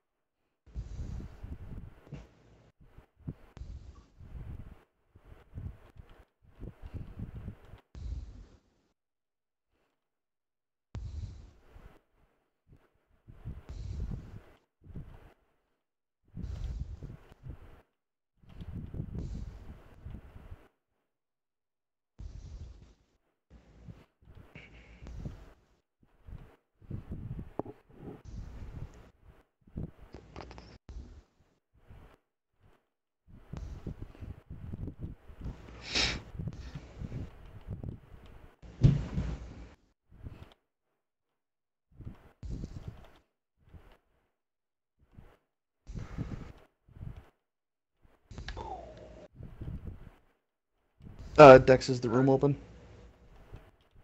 I just saw that, so I was opening it back up as we speak. Good. I like it when you're on the ball.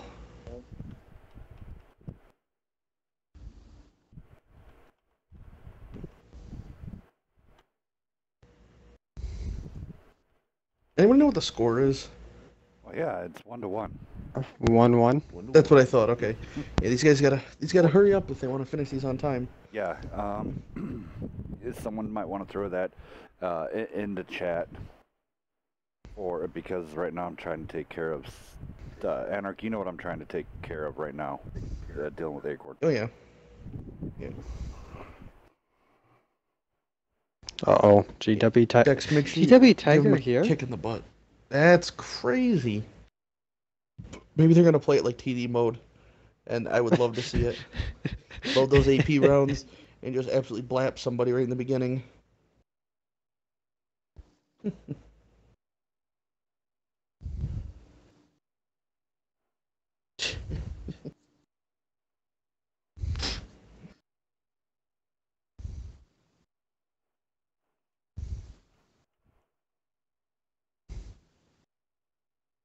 There you go. There's a novel for you to read, Anarchy.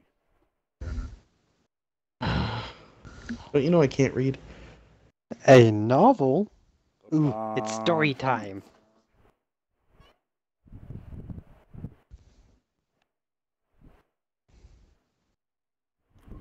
That wasn't as bad as you thought. It's only a couple seconds of reading. Makes sense. Yeah.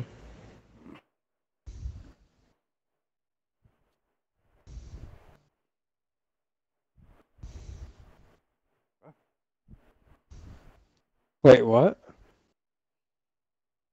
Oh no, me and Hells are just sending No, each other he things. was saying we are ready, and I'm looking at 4 tanks. That's what I'm looking at here too.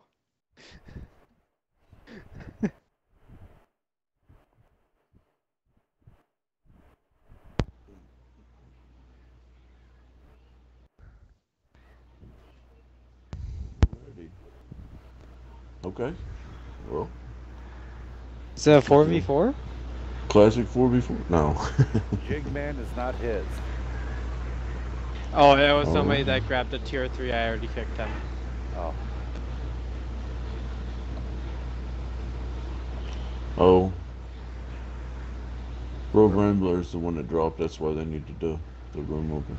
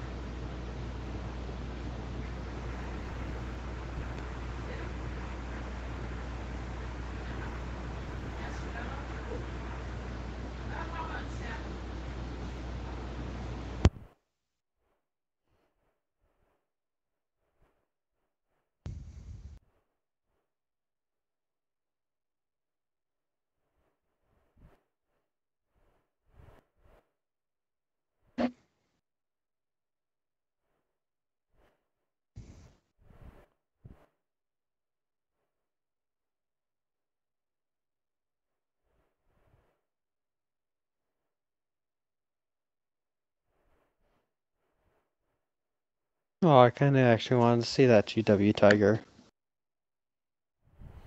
all right. So it looks like they're all set up. Let's run this down. Oh, they don't. Oh, I was about to say, BK doesn't look ready. so I'm just gonna roll down these real fast. Eye for an eye, Bulldog, a pair of E50s, a T10 STI, and 1 conch. PK running E50, pair of T10, pair of STIs, AMX 5120. See if they Rogue fit. Rambler said that it should be connecting, getting in here within 60 seconds or so. So it looks like it's going to be a tier 7 for over there that Tactical's going to have to pick, or whoever else they bring in. Bulldog or LTTB. I don't know. I think it's almost tempting to run that LTTB considering the F, the F to K line. Would LTTBs do really, really, really well in an urban setup? Yeah, I was gonna say for a city, the LTTB could be good because you always have the chance to bounce a shot. Like with the Bulldog, you really don't. I mean, the LTTB has so many auto bounce angles that can get you if you're not paying attention. Yeah. So, I mean, I guess it really comes down to where your light tanker chooses to play. You know, honestly, I think maybe a Conquer with, with a good crew to be able to spot up. If you go there in like that D6 ramp and stuff like that, you get pretty good coverage. I mean, and then you got the batch, like a lot of other people's metas running the batch head AP, shoving them down through the tunnel and then going on the flank. So there's so many different things here. I mean, a constant meta really hasn't been strongly pronounced, like to the best scenario, I guess you'd say. Can you tell Hulls really likes this map rather? Oh yeah, I mean, I like it. It's different. It's fresh. You know, the map's not overly large. Yeah. Here comes Edis because it's about that time. Dang it. We got 11 minutes.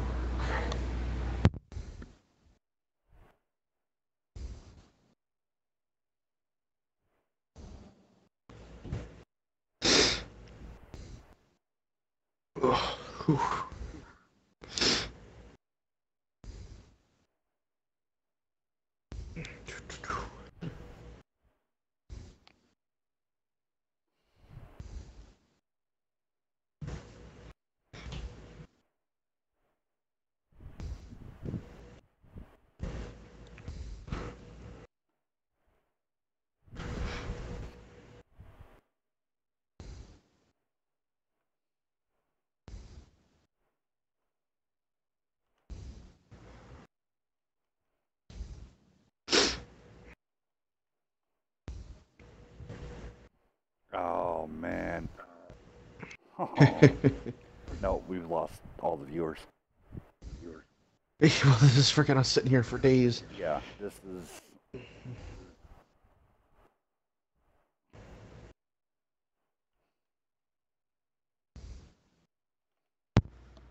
think we can start. I can start talking to these guys before streaming and let them know that we need to make sure that you guys got your tanks ready and set up and start getting everything ready to go. I mean, pretty much at this point, I4-9 wins. Yeah, I think that if we're gonna run another map, we might as well just go ahead and start. He's had plenty of time to reconnect.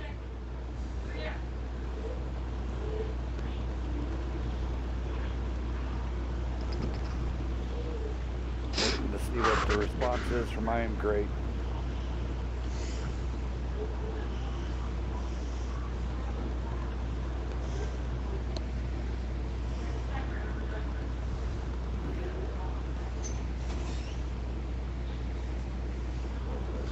I'm feeling it. I'm feeling it here.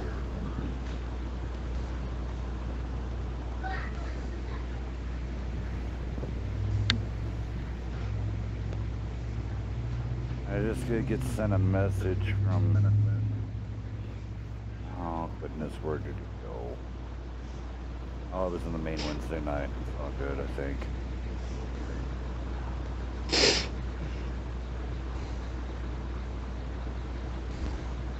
Narrator using my photo to make.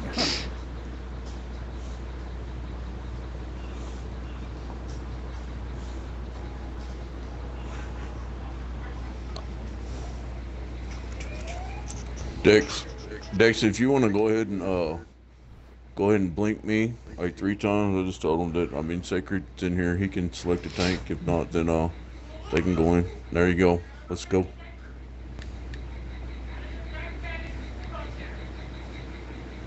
If Dexter's not here, I'm just gonna lose it. Okay. Damn!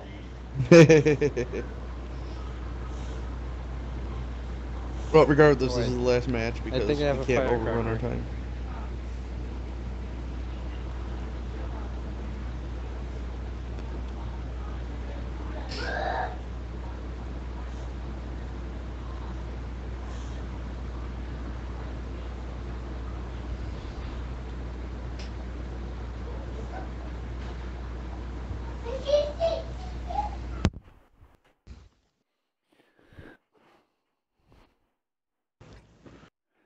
You know, in these spawns, you have to say, Wargaming did it pretty good on this one. I mean, the spawns are not that far apart. It's all on pavement, so the tanks are maxing out their speeds.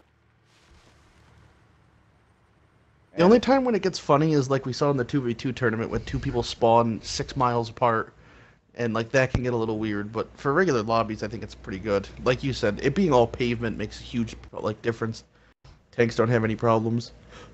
Yeah, I mean, an STI, look at that. The STI was actually outrunning the T10. And actually, the AMX was trying to keep up. So, I mean, Vinny out there spotting up this end. I mean, so, all right. Eye for an Eye knows that BK is now committed. Really committed. Yeah.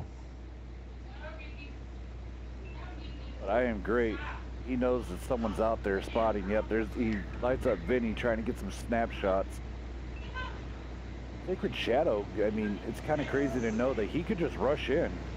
And well, he doesn't want to do that now. Redneck Bison's joined the party, but there you go. Put a little cap pressure on. I definitely agree with that. Especially when you've got when it's early like this, you don't really know where the enemy team is. I mean, why not? All right, so here they come. They're feeding down through the channel. T10 should have shots. Oh, big bounce in the comp turret. It's kind of... I don't know what this Beagle back here is doing. Oh, wait a minute. Sorry, Beagle, is part of the other team. There's Oh, no. KSI Deluxe. He rolls I'm out. great. Yeah, I'm great. Just stuck. Oh, I just boy. ran into a giant... Yeah. They honestly storm could of YOLO him sorts. down there, and there's nothing his team could do to help. Like, if those two E50s just jumped that gap and got in there, he'd be Well, all by now- himself with them. But here's the thing. They Let's start do it. YOLOing in. What the heck is Sacred Shadow doing? Oh my god. Oh, my God. Oh. I don't know Melted. if that was the Man. right call. God Yeah, dang. it was I agree with Cutter. Note to self. Don't do that again. Melted. Oh man, Alright, even if he so- didn't get set on fire, I don't think he was getting away from there alive. No, I mean, it was a pretty cool maybe run to try to be distraction, but you want to get behind them. Their turrets are forward. Yeah. Yeah. Yeah. There he goes. Citadel taking down Mini Vinny now. That's a huge break. All right, so I know now, I4 and Eyes. go ahead, sir, go Yeah, ahead. I4 and Eyes moved up to the... They've definitely moved up to the cap to contest, but, I mean... I still feel like BK, even though he's got a pair of E50s back here, BK is definitely underpowered back here in this corner. I think these E50s are about to... Uh-oh. Oh, what is that heavy tank coming over? The ST-1 is going to try to come over and take on 3 tanks. He could do it. I mean, they're not on tons of hit points. If he kills the one E50, or 2 tanks rather, the Bulldog's dead. Yeah, poke, kill the E50, and now solo Yeah. the other one. It's very well There you go, doable. Great, get in there, help him out. Get in there, Great. Yeah, great. Honestly, well, yeah, they need to... Great needs to put a shot into that E50, and then he needs to fall back and go help the cap. Yes. Yeah, Like he that needs to not STI. die. Because if he dies too, then it's not a good trade. Don't But if he ram, can... don't ram, don't Oh, he's ram, just going to don't ram. YOLO ram him. Oh, man. Oh, Well, Lord. he wasn't listening, I guess. He did not need to die there. No. But And he what are you gonna just do? gave him cover. Well, I mean, like I was saying, by him dying, it makes it a lot less good of a trade, because Citadel Yeah. basically could have gone 2 for none. He was going to kill 2 tanks for free, but now it's going to be 2 for 1 at best if he survives. Yeah, and he needs to get his butt into get your butt against the buildings. We're giving him side shots. Oh, Okay, nice so roll, though. That was a nice roll, though. Okay, Angle, so angle, looks- angle. Angle, angle, I've got to angle. focus up Beagle right now. Oh. Yep, Beagle getting clipped out by Ion. If Citadel doesn't get the kill, he Oh. missed. He's dead. Citadel is dead. Yep. Wow. That's unfortunate. All right, Viper. BK does not have this one yet. These heavies on the cap are still real powerful. Well, to be honest, the whole time we were watching that ST1 thing, BK must have been swinging it back in their favor because I for an IX won that trade. They got 2 for 1. You know, the E50 died, but they got the ST1 and the E50. And so I thought that was going to win the game for them, but the other guys must have been seriously pulling it back for it still to be anybody's game. There's the magic shot Oh, wow. across the map. Good shot, Viper. Nice. Pulling it Nice. back. Here we go. Uh-oh, 5120 coming up on the Yep, rear. here comes the rear. Oh, they don't even know he's there, and they're gonna need to both double tap him to kill him. Oh, nope, he stopped. There we go. 1. A 2. 2 on the Oh, the ST1 missed. Face hug him. He's gonna struggle to pen you in a face hug. Oh, 5120 nice showing transfer. pretty Pretty good awareness. He went in there with only 1 round. Yeah. 2. Yeah, he fired 2. He went in with 2. I wonder if he misloaded a clip or if he was just down shells. No, I don't know. ST1s are really good in this spot. If they could burn this T10 down before he gets too close, they could have held those stairs. Oh, that the was a T10 critical side armor. bounce in it. Yep. Yeah, Critical that bounce on T10 the- side armor. Anarchy. Yeah. The 5120 has enough ammo, so it didn't have to Yeah, no, I know. miscarry I was clip. just saying, it was, yeah, I just asked this. I checked it as well, and as soon as I saw, I knew it wasn't, but you always have to ask, because that does happen. All right, GG's. This one going to BK. BK technically wins the set 2-1. Well, very well played. That could have Yeah. been a bit more clean if that guy had all 4 rounds. He would have been able to just clip that one ST1, and the other guy would have probably turned around and died. But I mean, still, it was enough of a distraction, I guess, for them to secure the win. Scrat from Eye for an Eye and Viper Vortex for BK, just putting it down, man. 4K, almost 4,500 out of Viper. Almost 4K Wow, out of you Scrat. gotta be happy with that. Yeah, you can never pass that up. Buy that Scrat for was the $1. E50 that survived that ST1 push, I think. He pretty much full health that ST1 and then finished the E50, so he was definitely doing the good damage over there. Shame he got sniped. I think he was the one also that lit the 1375 on fire too. Whenever he Yeah, made that's his true. 'Cause he got kamikaze run. Let's put MB on the left, meet us on the right. Okay. And then I'll tell these guys. All right.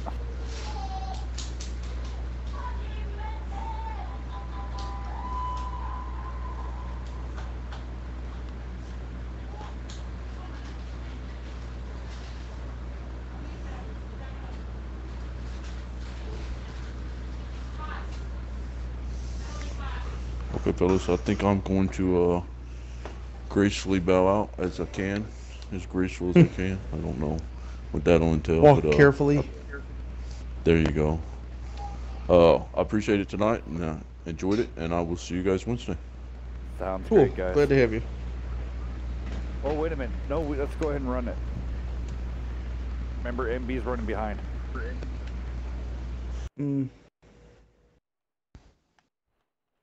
Okay, then I have to switch with everyone joining. Okay. Man, you're just really making Dexy's gotta work for it tonight. Yeah. No, so. Oh, let me- All right, so BK is going to be on the right. Yep.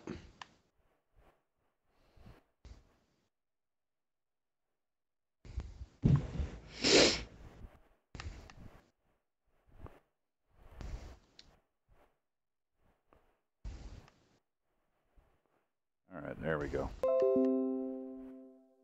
Hopefully they can pick nice and quick. Eye for an Eye has definitely had no problems with tank picks. They've been quite quick, and I appreciate it. Yes, very much so. So, Eye for an Eye, if you're watching, thanks for the clicks.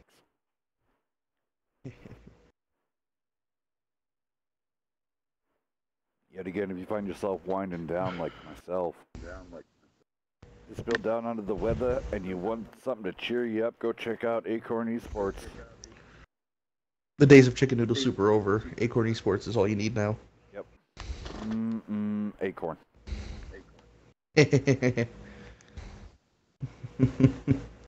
See, BK tonight hasn't been bad with the picks for like their first 5 or 6 guys. It's been finding that last guy to put a tank in that has been like the thorn in their side. Yeah. Both games have been held up by one guy. BK finally coming out in force there. Bam, done.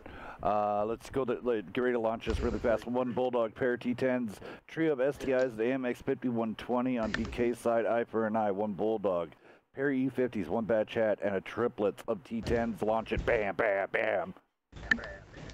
I like how you just blanket it out with BAM, so there's no way he can mess it up. Like you just start throwing them out like they're water. There's no way he can make the mistake. Nope. I was trying to get everything buttoned up so I didn't keep on having randoms joined in. Well, just get better, please. And but she couldn't keep up with my team switching the other day. That was pretty good. You've been practicing. No.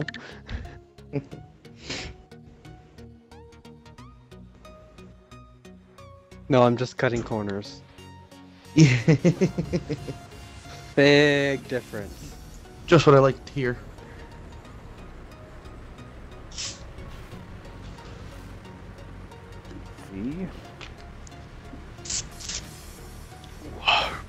I really wanting to go back out there and shoot back towards the base, put Mini back down south, using their mediums there to start pushing.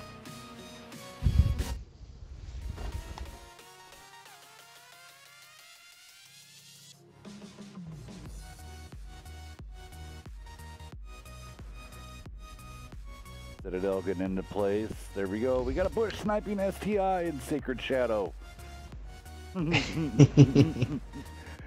It's I like these kind of long-range engagements. The ST1s are trading with the T10 at, they're basically just sniping each other hull down from a very long range. That's what this map kind of will do on these city streets. Yeah, oh, there we go. There was a nice one round rocketing. That one hit nice and flush. Yeah. If they're running premiums, well, let's count it out here. Let's see here. So the T10 just fired. That's 4,000. Oh, right. nice pen. Well, 8,000, and he got the pin on the SDI. He overmatched his roof. E50s. Oh, yep, here comes the E50s. Those two are toast. Deuces. Bye bye, wow, nice. Vortex. Wow, good play. Not only an E50, also a bad AP. Who just got shot at and was missed. Deuce is just gonna come in and be like, okay, I got this. Come in for the ram. No. Yes? Oh, no. Oh man, that's too right. bad. Nothing I like more than an E50 ram, but can't always get what you want. All right, here comes the T10's deluxe cross with the American, American cheese. I am great in the Bulldog. I don't know why he's here. I would have throttled right on by. Well, now these E50s have a pretty big job of trying to kill these T10s. Sacred It's not going to be the easiest of tasks. Full on YOLO.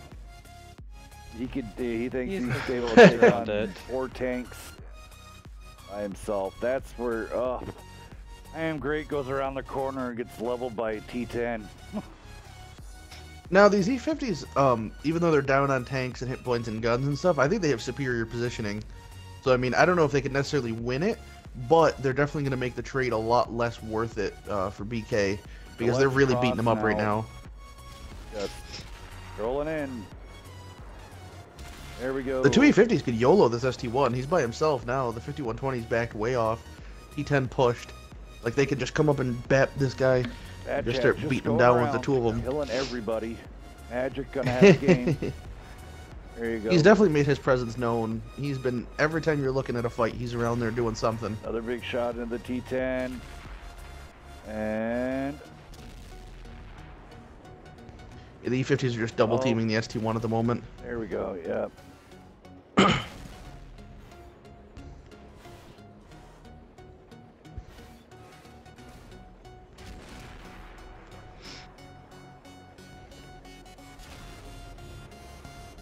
Oh. Here comes Ion Spectre. He's still on a reload.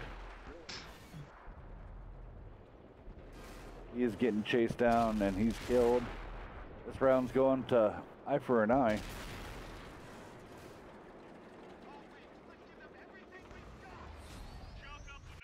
Nice. That was a good round to end on for that series. That ties it up.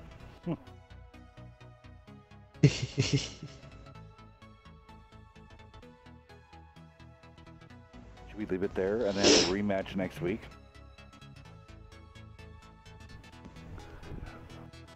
Deuce is coming in 32-41. Magic 21-87. Magic was everywhere though with that bad AP. Every time I saw like a push, he was there putting his clip somewhere. Yes. And if he wasn't killing someone, he was being a very great distraction. Mm-hmm. Is the room unlocked? Well, Eye for an Eye picking it out. No. Wanting to.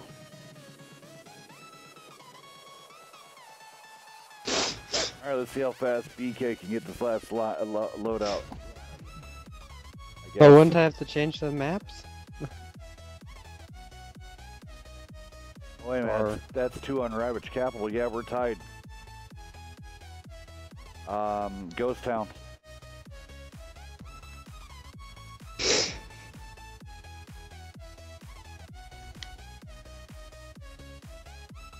Eye for an Eye, they mean business when they pick their tanks. Oh, that's standard, buddy.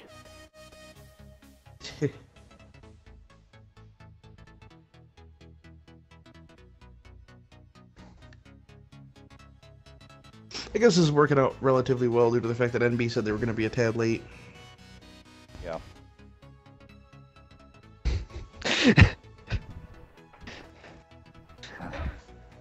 I think Eye for an Eye is starting to get a little mad at the map switchings. Oh, I do have to say, my saying, like us, love us, hate us, follow us, check us out everywhere. We're everywhere. We're everywhere. We're not, but Don't forget about the chicken. no chicken. Not yet. Well, if we hit the 500 subscriber mark, Beaver is conning my wife and hitting me with chicken and videotaping at the same time. And so, yeah, we hit the 500 follower mark. She get to see me get hit by. It's gonna have to be cooked chicken. I know. Raw chicken, man. So yeah. We'll take a poll. We'll take a poll if you want raw and/or cooked. Yeah, no, there's too many trolls. So. Good night, honey. How about like half cooked? So like maybe you have like a 50-50 chance of salmonella. Yeah, no. You know, hey, I live life on the edge. I don't live my life on that much of an edge. Yeah, that's a razor's edge. I think I should do like the ice bucket challenge. Just fill up like a 5-gallon pail of all just chicken, with like, you know, whole rotisserie ones, shredded breast, every way, like chicken salad, every way you can do chicken, and just dump it all on you, and then start picking up handfuls of it and making chicken snowballs.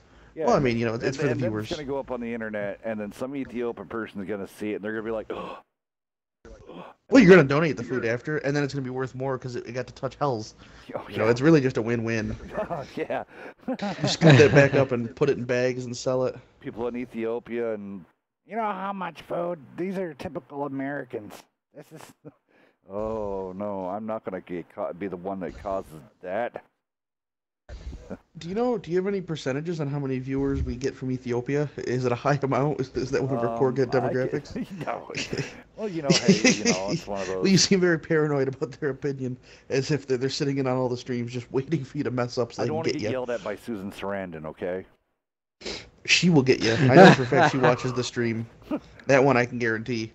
I know, man. She's already an avid follower. She's always looking for. Yeah, and I don't want to get yelled at by Susan Sarandon and what was the other person? That chick from The Big Bang Theory, because they're going to be it's cruelty to animals because it's chicken. So I mean, Because your dog's going to come over and get sick from eating the chicken that's touched you. Well, no. I mean, she does all that help now with the pets. I mean, I have no problem staring at Kaylee Kuko for hours on end. No problems. Oh, I hope she. there we go. I hope she. They're ready.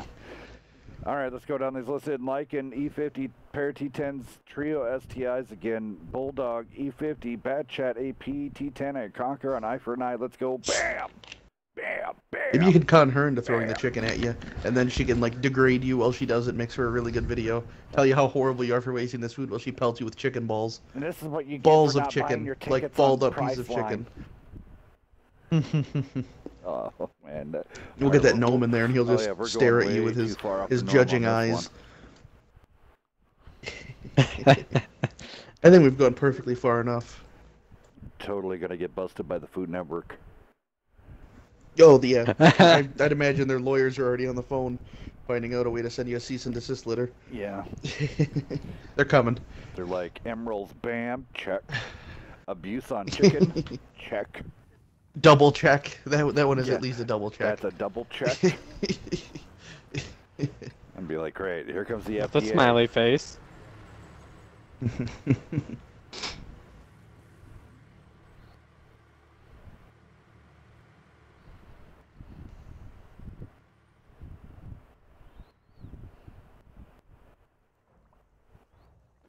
All right, let's see what these guys do on this. Everybody loves Ghost Town Encounter. Not really, but Wow. it's a good staple. I for an I's just going all the way up the 1-2 line. They're like, see you guys later. We'll catch you some other time. We're not interested in the town. Look at Ion Spectre. He did it all right. He didn't even get on the base, but here comes I Am Great driving across the base to let them know, hey, we're here. Over here, Bill. Did he hop on the base? I didn't see. Yeah. So feels bad. Ion did a slick e-brake move, didn't get on the base one bit, and here comes I Am Great just right behind him. Oh man, and then goodness. there's I Am Great driving out in front of a 2 T10s and then a Conquer. That's gonna sting. Yep, and then he just got tracked. He fixed his ammo rack. He burned his kit for his ammo rack. Yeah, not Yep. bringing a large repair kit. Good night. That'll I Am do you in. Great. GG's. Oh, Oh, he lives with a low roll. he lives. Viper trying to get Nice. in there, but Viper now going to be. Whoa, what is completely- Bob man is he's having a not so great day. Oh, If you look at him, it's 4 tanks around him, and he's just like, what do? yeah, well, it's one of those things. They're paying him back for being the bush sniper in an STI. There goes I'm Great going down, and I would imagine I for an I is going to keep this party rolling and try to jump these 2 ST1s because, you know, they're regrouping, but I think you'll see them push as soon as their auto loaders are back online. BK losing some more. Viper going down. Digital Octane, Quinto, and Scrat pushing. Man, them I now for an I on- is playing extremely aggressively. Like, they are just, every time I'm looking over, they're running the guys around trying to get shots. I like it. They smell blood in the water. They're coming in. Oh, spin there from the Lycan. Good shots from Ion Spectre, though. Except Digital Octane is, like, on his rear. Oh, he's going to get out of it. Nope. Magic's on him. I mean, he has a full clip. Nice try, Ion. That was pretty sweet, man. You were pulling up some pretty sick moves. All right. Oh. They're pulling it back. That's T10 getting double tapped. BK holding their own. Oh, Magic's coming in with that clip, though. Oh, they're turning their guns. They're trying to get rid of him. That's not a bad call, to be honest. Nothing's worse than an auto loader, but he's out of shells. Yep, and He's gonna go Deluxe pop that Cross reload. Just leaves Citadel to die. He was just like, okay, good luck with that. Let me know how it goes. Yeah. And don't forget to write. And now he's gonna get triple, double, all to try to chase down the bat chat. Yeah, I mean, T10's fast, but not quite that fast. Ammo rack, pop top. Nice, because why not, right? I mean, Yeah, that's finish just the the best way to match. end it. Like a nice birthday cake for him. And I would just happen to be right there in third person view of his tank.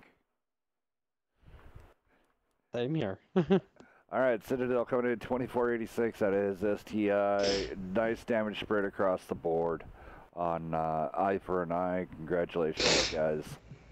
Scrat and Redneck Bison coming in over the 2K mark, 2,700 and 2,800.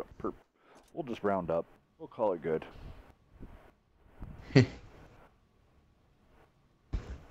Thank you, Dark Art.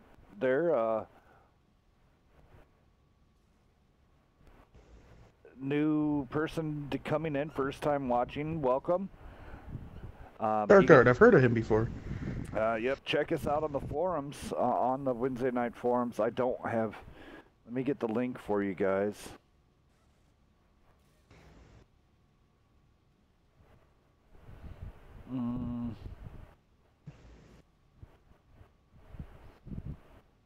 NB's already coming in. Yeah, Dex, you're going to have to start kicking some. And you're going to enjoy it.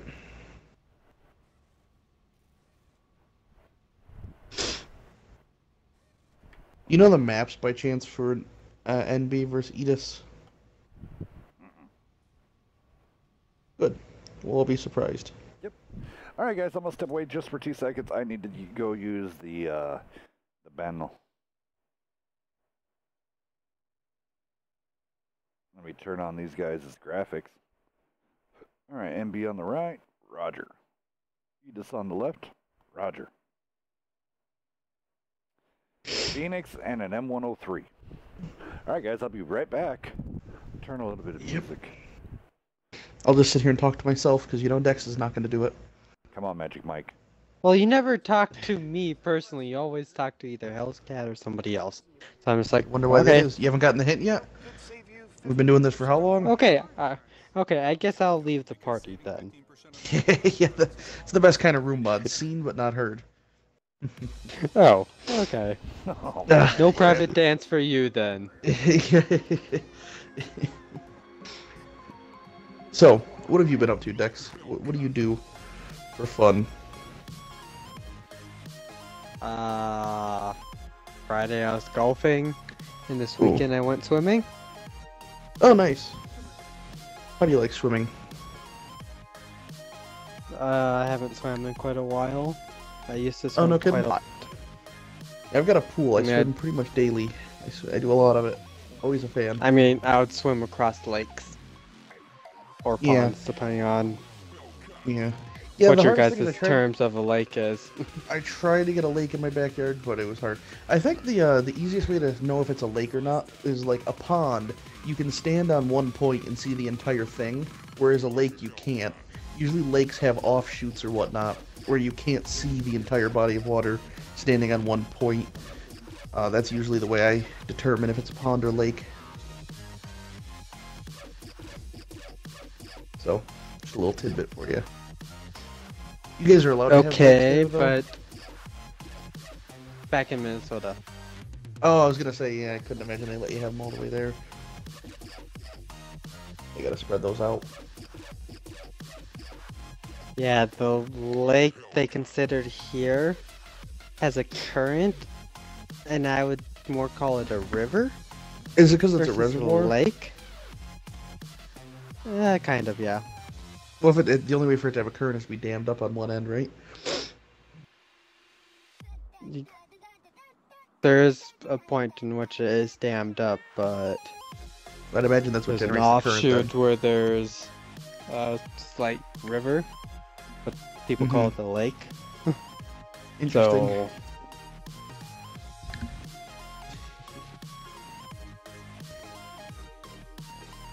yeah. Yeah, I like the summer when it's not too hot, but I really do enjoy the fall much more than I enjoy the summer. I enjoyed the fall too, because that's Yeah. when pheasant season starts up. You're telling me. I already got the dog in shape. Already ready. Itching. If anything, he enjoys it 10 times more than I ever will. But the fall in the Northeast is really nice because of the trees and everything. It's just a real good time of year to do stuff.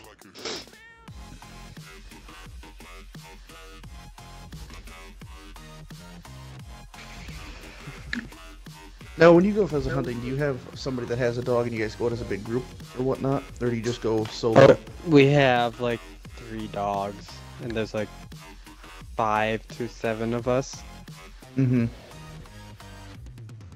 Oh, yeah. I mean, we literally go everywhere. Everywhere we can, we go. Yeah. That's pretty sweet. Now, is there a lot of land there, like, or are a lot of the places quite busy? There's quite a bit of farmland. Oh, And so do here you not it's hunt state land? Do literally- you guys do you get permission to hunt We on hunt- people's farms and whatnot? We hunt state land. If they have it posted, you have to ask the owner. You Mm-hmm. can. If they do not have it posted, you legally can hunt it. Okay. Yeah, that makes sense. And yes, I saw Ravage Capital.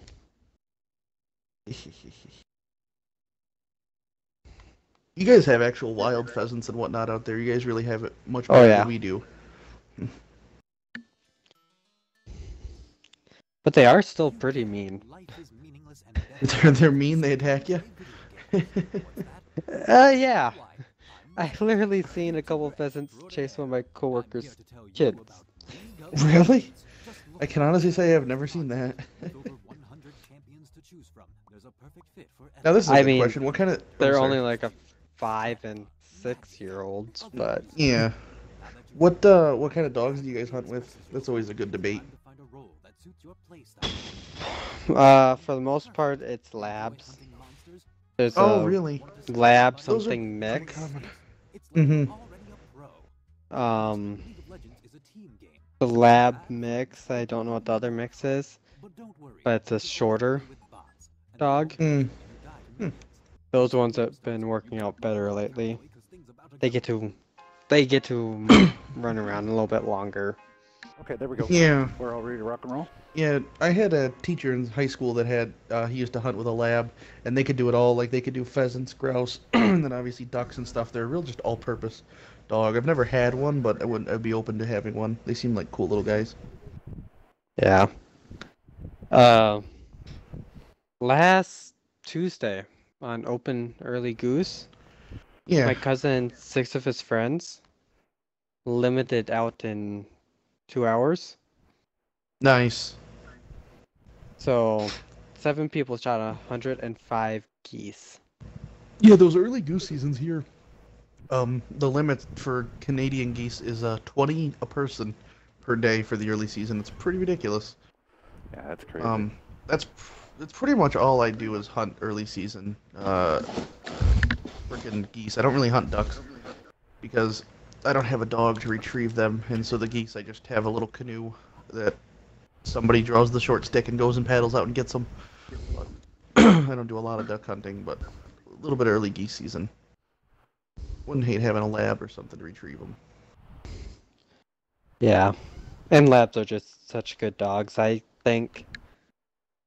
Yeah, I've only ever hunted I with really the haven't had pointers. problems with them. Right, yeah, I mean, pretty much all hunting dogs are, like, similar in the fact that if you don't understand, you're in for a bad time. They're extremely rambunctious. They do a lot of things, like, they always try to eat out of your trash. They're always following their nose and stuff. Like, a lot of hunting breeds have certain quirks that once you've gotten on with them, you can get on with pretty much all hunting dogs. But labs I know make really, really, really good pets, like, even if you don't hunt them. But, like I said, I've got a Brittany, and I would never have one as a pet if I wasn't going to hunt it, because it would just be, I don't know how people would put up with it. They're crack dogs. Same thing if I had, like, a GSP.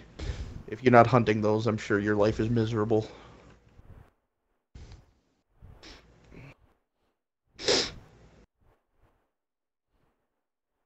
And Anarchy, I just sent you a picture of all the geese quick. That hasn't gone through yet unless I didn't get the notification, which is a distinct possibility. Oh, there it is. Takes finally here. Edith's coming out with E50, Batch at AP, pair of T10s, M103. Oh man, that really is. 75. That looks to me like hours and hours and then some more hours of work. Yeah, better best get your skin and gloves out. Now, I know at least here, I obviously can't speak for out there, but the early season geese here are rather thin with very little fat, so it is definitely not worth to defeather them. I just cut the breasts out and take them. But if you shoot the ones for the later season in like December, there's a very real chance of just plucking them and baking them like a turkey and whatnot. Yeah. I honestly do not know because I haven't not ever shot a goose, to tell you the truth. Well, I have you're like a missing out. shotgun for it. Yeah, I've just got one that does everything. I just change the choke out and the tube and whatnot, and really an all-purpose. MB rolling Same out here. Pair of conks, pair of T10s, one batch at AP, E50, and a bulldog. Alrighty, here Nice. we go.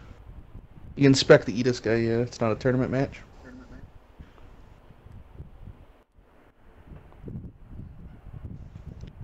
Whew.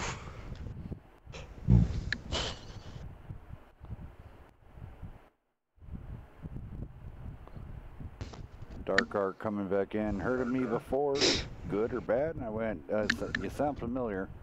And then Dark Arc came back. Hopefully bad, I'm a full tater. I remember a Dark Art I've- from like a year and a half ago or a year ago. The Dark Art 1982 or 1988, whatever it is, he's either in a clan that I remember, or I think he was forums, to be honest.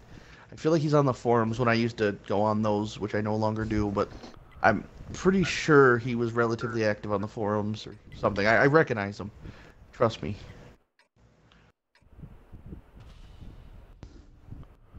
Alright, let's see how this gets played out here. NB has had success on this map. NB's had proven success. They've played it 115 times because Hells has been forcing them into it. No. They played it. They played about 5 games worth on this. And I actually have to say it kind of is my fault Hills got hooked onto this map that one Kicked. week. I didn't actually hate it in the 2v2 Why? tournament. I thought it was kind of interesting there. I don't know.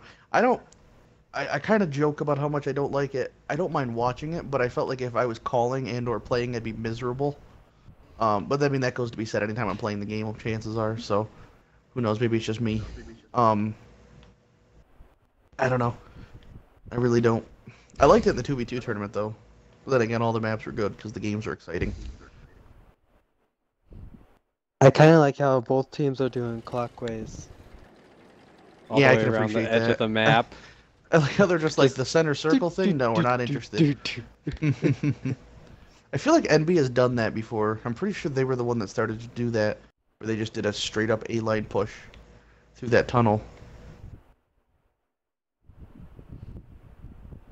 Now, does anybody know who the caller for NB is, by chance? Oof. No Would it idea. be Raging Warrior? I know Raging Yeah. Warrior called for his team, so I don't know if he, like his old team, I don't know if he does for this one, or if he just wanted to play. I'm really not sure. I think it might be Raging Warrior. Yeah. Hells, you said you knew? No, I don't know. Ah, crap. And then Edis, I don't really know anything about, besides that Corker guy. I remember him. Yeah, I don't Corker. really recognize anybody else. Alright. McCrae taking a shot there from the bat chat. That or the E50. We got a lot of guys on cap. NB's gonna have to do something. They definitely can't, Yeah, you know, just be like, Stinger's there it'll work stopping the itself cap. out. He's rolling on and off. Oh, on and off. man. Conquer getting its turret penned. That feels bad. You might see, he might load up the AG here just to, oh no, he's just pulling on the cap. But he's only got turrets, so it wouldn't be the worst thing for him to just get a couple resets, take some pressure off. Those team can rotate in. Especially because the Conqueror's Hesh shells are significant. I mean, he could easily do 200 damage. Conquer doesn't have hash, it's just HE. Oh, no kidding? Yep. Worst British tank then. I did not know that. I Conquer don't was have one. out just before Hesh shell. Oh, I figured all the British high tier tanks had Hesh, to be honest. I No. apologize.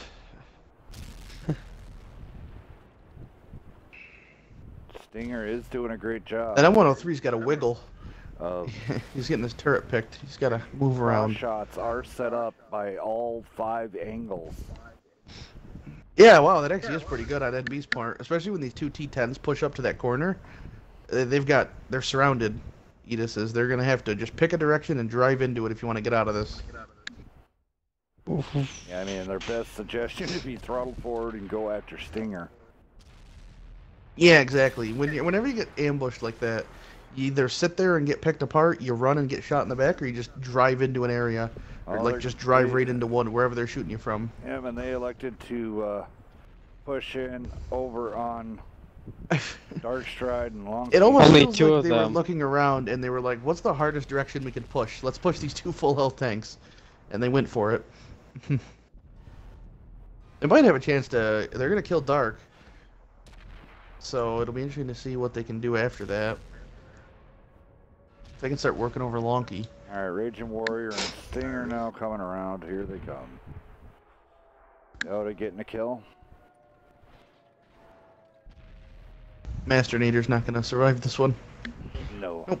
stuff. I want to see how much Stinger did, because even if he didn't do a lot of damage, he held that position for a very long time and did not allow the cap. Dark Art saying quail is good eaten. Never had duck or goose. Yeah, we don't have quail here, unfortunately. Not enough to hunt. It's not I a do. thing here. Yeah.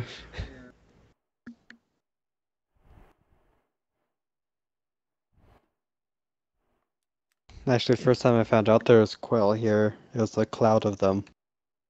Yeah, I know that. Like, I'm aware of how they are hunted and everything, and how they're like in cornfields, and when you go, you do a lot of shooting.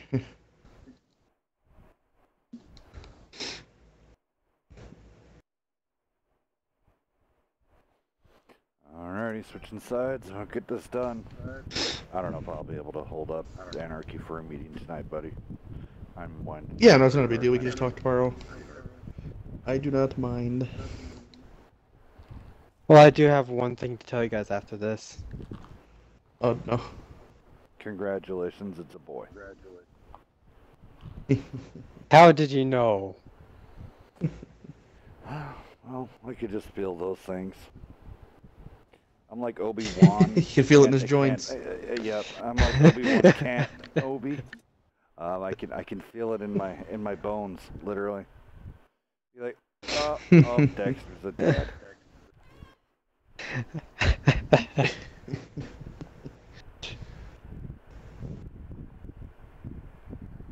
Oh, I feel that Anarchy just got a new hammer. A new hammer, yeah. I go through about a hammer a week. I use a pretty intensive hammer. I've got. So I wear through them quickly. Anarchy is fortunately one of the more advanced versions of the Amish. He sneaks in. He has a couple rats on some wheels. It powers up all the turbines and everything for the power for his Xbox. That's why when you hear him, I gotta go click. The hamster died. That's right. It gives me a couple seconds warning. You didn't have to go and expose me on stream like that, though. It hurts my feelings. Oh, I'm so and sorry. sometimes I go hamsterless and I pedal the standing bicycle when I really need a good power supply because those hamsters cannot be trusted. Yeah. Oh yeah. I mean, there's no other way to be. You know the stuff. Anytime I hear hamster, the first thing I think about is just poor work Richard ethic. Gere? They really go hand in hand with those little things. Oh, I thought you were gonna say Richard Gere. No. As silence is taking over the room. Yeah, you gotta remember I'm only 12. I don't get old pop culture references. Sorry. Yeah, well, it's okay. You know why? Because it's all good in the what? The butt. We're losing Hells. He's on the downward trend now. Yeah. Oh no. He's over the hump. Well, they're ready, you guys. Alrighty. Perfect. If you two want to go down the tanks listings, or I can just blast through them real fast. It's up to you guys. Go ahead. Alright, I'll just do it. Bulldog, Okay. E50, Bad Chat AP, pair of T10s, and 2 conks for NB. Over on Edith's side, Hillbury Hunky. I'm surprised he hasn't got that name changed. Okay, anyway, Edith's rolling Bulldog, E50, Bad Chat AP, pair of T10s, M103, and the E70 Fizzy. How many times do I have to tell you Dexter's a horrible room mod? He can't even run down tank listings. Oh my goodness. You're breaking his heart. You're welcome. You're gonna make Magic Mike, like, angry. And you won't like him when he's angry, because he does a helicopter that just knocks you out. And it's like... That sounds terrifying. It is. You're like mesmerized. You're like, how in the... And then... Whack! Back like I bet you he hits the BAMs with those. Yeah, oh I bet yeah. you he doesn't miss any gets BAMs. No, yeah, BAM! Just like the back in the 20s with Al Capone and his people where they used blackjacks.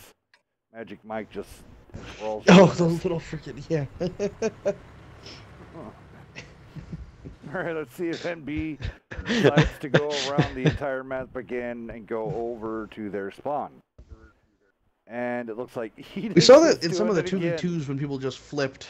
I like it. I respect it. I don't understand. What is the what are the reasonings? You're not here to judge, Hells. How about that? I know. I'm just trying to figure out the reasonings. All right, so this time NB's like, we're just going to get it over with early. Let's get in the proper setup points. Uh-oh. Setting it undies, got all the people spotted. He's going to get some more people here. Oh, the Bulldogs. See you later. Bulldog. Those fires, man. We need to get a hold of the Bloodhound gang because that roof was on fire.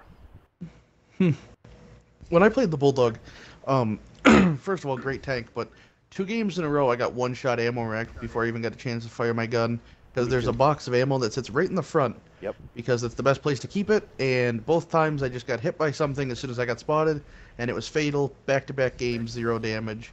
Pretty much the reason I didn't 3-mark it, because I sold it as soon as I got the T49. And I was at like 93% during that, and it was enough to drop me down to 90. So, I cry. Raging Warrior is going to be SOL here in about a few seconds. Crazy. When those Tank Daddy's gonna die, though. Yeah, Tank So, I Daddy's mean, that's gonna not die. the worst. So Raging Warrior. Oh, man, tap, okay. Tap. Yeah. Oh, don't push that way. That's He's even making the worse. right call, though. By him pushing in, it's making those guys commit to doing damage to him. So his guys, if they're in position, can fire on him. 17 They don't seem to be interested in it, but they could. 15 seconds. Oh, that's probably why they're not poking out. I think they're just going for the cap. I think that's why they're not peeking them. Corker They're just gonna smash cap the out. side of the turret. Oh, Lonky pushing forward a little too much. Getting hit by the E75, so resets it back down to 22 seconds. Stinger and Misery are going to have to be quite a help here. Yep. Keep these guys Stinger off of them. All backwards. Corker out. Well, I think I was Corker predicting the out. E50 to come in. Yeah, that's why you have one tank like the T10 flip around, deal with that. Stinger stays forward, you know, so there's no need for you both to flip around. Then you both get shot in the back. All right, so it's very apparent now that they could just. The bat chat's getting melted. At a point, do you pull them Oh, off Stinger's the just cap? pushing. Do you pull them off the cap and just go Yeah, ahead I and mean- rush them in and finish out? Just to clean it up. Yeah. I don't know, yeah. I'm not sure. Bulldog I and think they're just gonna Stinger cap. taking care of the. Nope, they're getting off. Okay, well, they listen to you, Hells. No cap, kill all. Yeah. Monkey going down. Zach's music box. Actually, if he's going not out quite for a loaded. cruise. Yeah, he wasn't quite loaded, so he's just going to come around. I don't know if they're still going to be alive by the time he gets there, but he's trying. Sitting in undies is gonna. Bulldogs jumping at T10. Yep, T10. Nice. Bulldog's healthy enough so he can just sit there. Never Off mind. the top. Hey, do you remember that conversation we had with the Bulldog's ammo rack being horrible? Look at Well, Zach that guy must coming have in with- listened. Zach coming in with the friggin' slide, drifting the corner and taking Oh, out that was Master awesome. Nader. I like how I was just about to say that the Bulldog can eat the shot and clip, and then he cannot. He's full health ammo rack. GG, well played. Yep. NB taking it up too. Jeez, Anarchy. You jinxed him. I know, seriously. Oh, that was the only damage the Bulldog was going to have a chance to do. Oh, never mind, wrong Bulldog. Still funny. Oh, that guy, I forgot. Yeah, that guy got set on fire 2 seconds into the game. Yeah. Both Bulldogs right there. Terrible RNG that game. 11, Just shows their 42 fragility, I coming out suppose. coming out of undies. Not bad.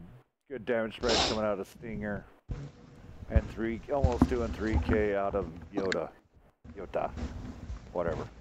I don't care. Alrighty.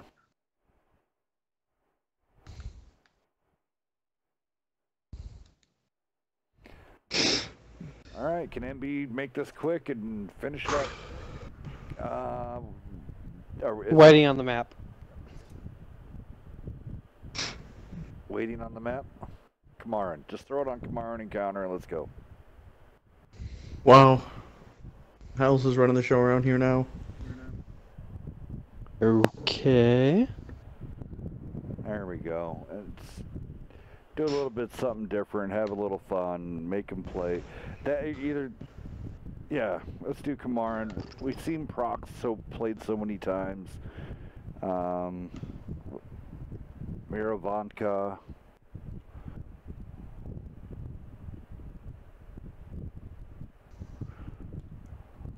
I could be real weird and put it on summer pass encounter. That one's pretty cool.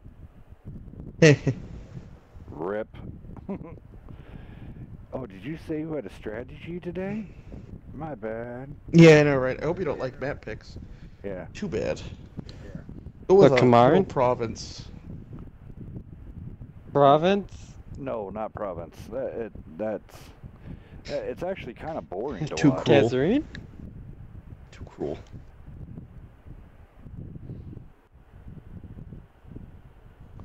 It's good to see Law of 8's going to be coming out. That's going to be awesome.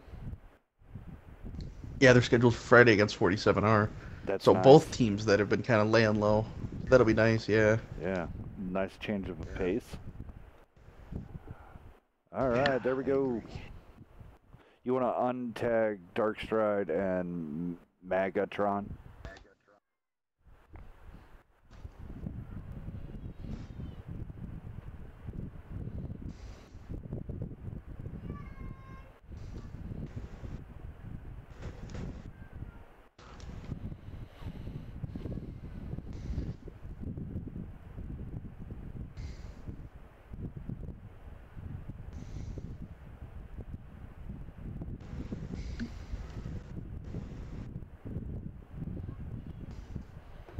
See what everybody's saying across the bend. I'd had some more news, but I kind of forgot it. Get a chance. The new rankings are up. A lot of the new teams that are coming in finally got their rank placements, like Eye for an Eye, who we saw play earlier this evening. Edis, who's now, this would be their third game overall of ever playing on Wednesday Night Fights. They're doing pretty good. I mean, yeah, they're down by 2 right now, but it's one of those things. They're new to this, so it just takes a little time, and there's nothing wrong with that.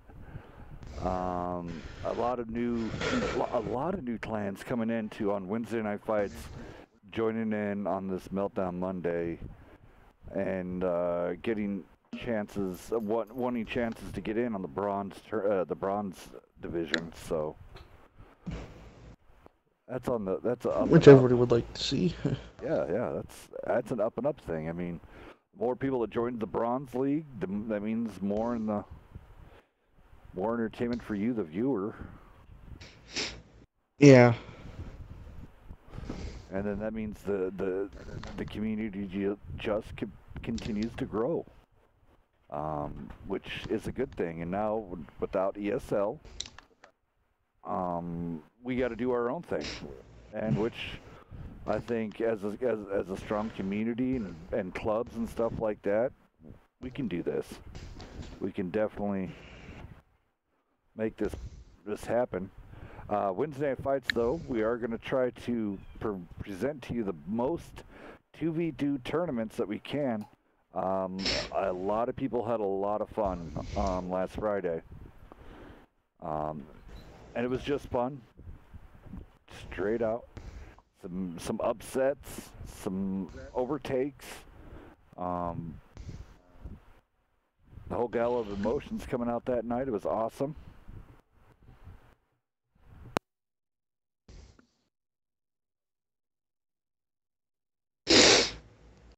Well, thanks picking relatively quick. I appreciate it.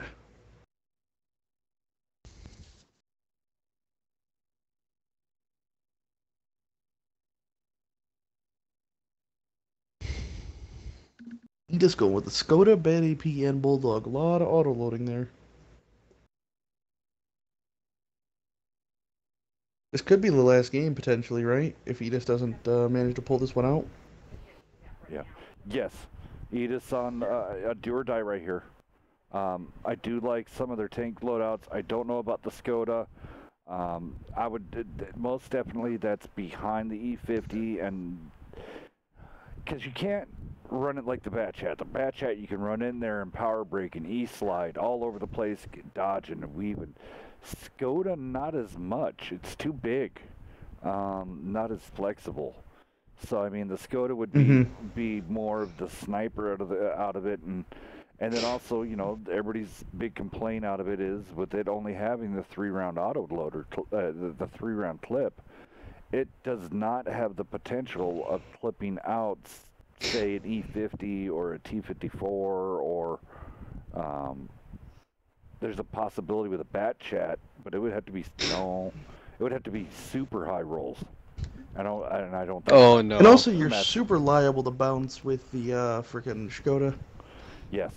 So, Oh no. Stingers and Artie. Oh, Oh, Stinger is a proclaimed arty specialist. He is happy to announce when people are like, "Damn clickers," he goes, "Yes, you called." So, all right, go ahead and run down those tank listings. Dex, go down NB, and then Anarchy can take Edis. Oh boy, can I. Well, we have a big clicker here, Stinger, in his M5355. A T71, T54E1, pair of E50s, pair of T10s. And then Edis has a 41 Bulldog, E50, Batjet AP, Skoda, pair of T10s, and an E75. Bam. That was actually perfect. Dun dun dun.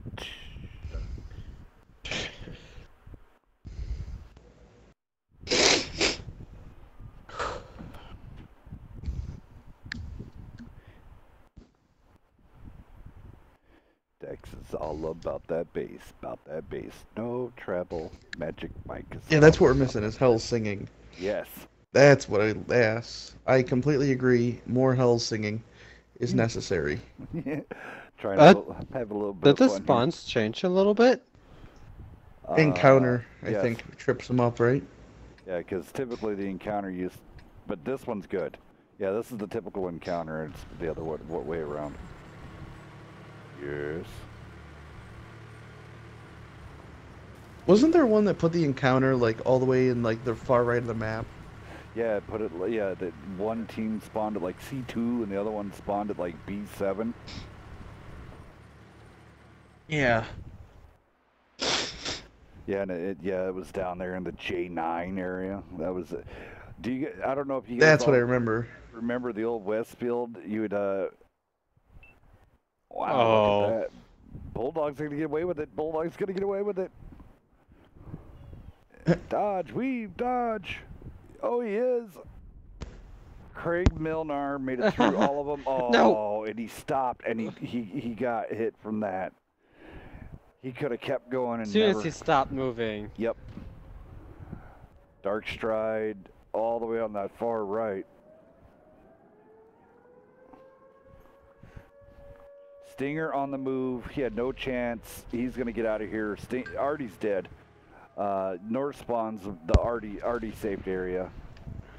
But Yeah, that's nothing you can really do sometimes. You just get... When they get early vision and they can spot your Artie, I mean, you pretty much just sit there and wait to die. Raging Warrior already behind them. Now being... Well, I thought he was more or less... I'm surprised to see him shooting. It's good for him to light those guys so that his other guys can at least shoot at them. But him putting a couple shots in is, you know, going to remind them that they can't just do things for free all the time. Yeah.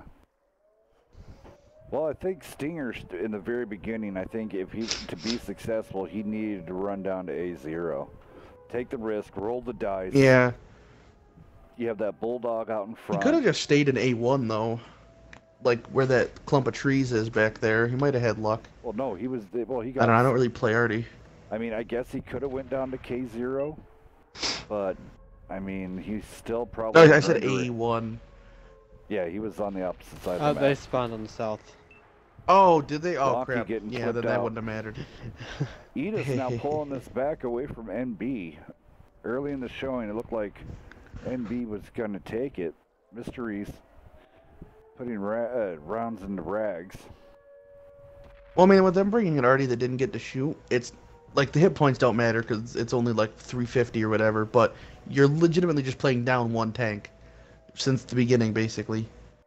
Sitting at undies. So, I mean, that really doesn't do great for NB. Mysteries got an E50 that's Master Nader's pushing. Oh, Mystery. I don't know. Yeah, it's Mystery. Pushing him. Mystery. Ricciota taking another bounce off the turret. Craig, oh, look at that. Craig Miller goes down. And oh, fire. Dark Stride getting in. He had an extinguisher, though. So, good for him. Raging Warrior and Dark Stride, that pair of autoloaders melting off in E75. Raging Warrior now can't pin the lower plate of the E75, but the attention. Yeah, the Lycan and the 5041, honestly, you're going to need the side of the E75 to really pen him. Like, they're going to have a hard time fighting him from the front. More of the Lycan, but both. Nader finally gets Mysteries.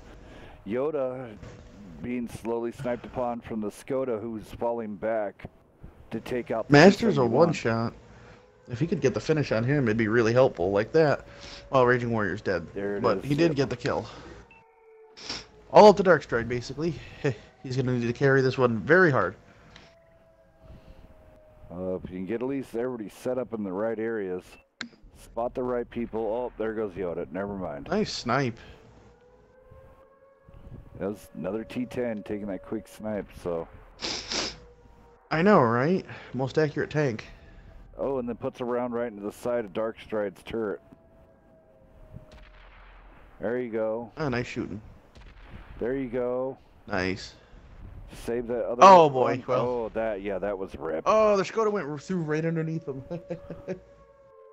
Skoda on reload, 19 seconds. No, sorry, that's the tier 10.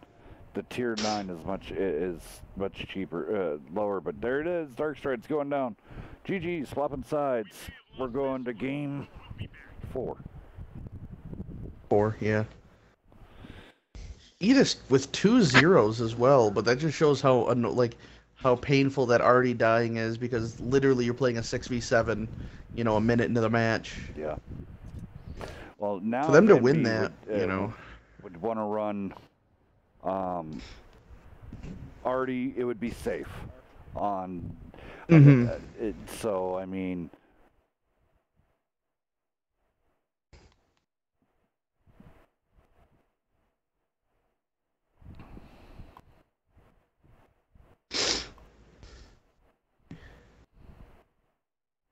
I don't really play a lot already, so I don't always know the spots for him and stuff, but you know. Stinger will help you out with that. That's why it's nice when you do, like, when you're calling and stuff, to have an arty specialist where you don't have to micro them and you just tell them to pick your arty and they know exactly what to do and they do it. Yeah, you leave them alone, let them do their own thing. Yeah, same kind of thing with a light tank driver. It's very nice to have somebody that is good at what they do, and you can just tell them what side you want scouted, and they'll do it. And you don't really need to be giving them too much of a hard time. Oh, I hate to admit it, that unfortunately, way back, probably in the first year, 2 years of tanks, I played Artie. And if I do now, Oh, I did. If I do decide to play an Artie, I like pulling out my tier 9 or the bat chat Artie. Scooter on the map, hitting people for 800, if that. Most of the time. I'm pretty sure everybody at some point has played Artie, though, to be fair. It's just how much it sticks with you. Like, Stinger obviously is very keen. He plays a lot of Artie, but everybody's played it. You know, pretty much everybody that always will have, like, over 15k battles has played up to probably at least one tier 10 Artie. I mean, you gotta try it. I win 8 in my 53-55. I ain't gonna lie. I'm super unicum in it. Wow, crying. Well, and I have a low death, you know, I have like a 65% win rate in it, 70. It's kind of fun. Kind of fun looking back on it. Like, I was a filthy clicker. I was such a naughty boy. All right, both teams picked here. Undies Bulldog Music Box T54 E50, pair of T10s, pair of conks coming out of MB side, over on the other side, one Bulldog, one E50, one Batchat, one Skoda, T10, STI, E75, a dog from every damn city, up we go, here we go, BAM! Did anybody else hear him say the Bulldog? Yeah. Okay, good. I was literally almost crying over you, like, really hills. Then all of a sudden you just picked up speed on his tanks, and I was like, oh shit! Yeah, my that's how controller. you knew he was serious. Can't do anything about that. What did I say? You said Bulldog. Bulldog Bulldog? instead of Bulldog. Or- No, D-O-N-G. Oh, dong. Dong, da-dong, Yeah. dong. I guess we get where your head's at. Oh yeah, thinking about Magic Mike. That's true. He gets you all hot and bothered. I told you that helicopter routine he does is mesmerizing. I mean, it's weird, dude. I mean, we're not gay. I mean, he totally does this, you know, in his own way, and he makes damn good money at it with those ladies. So,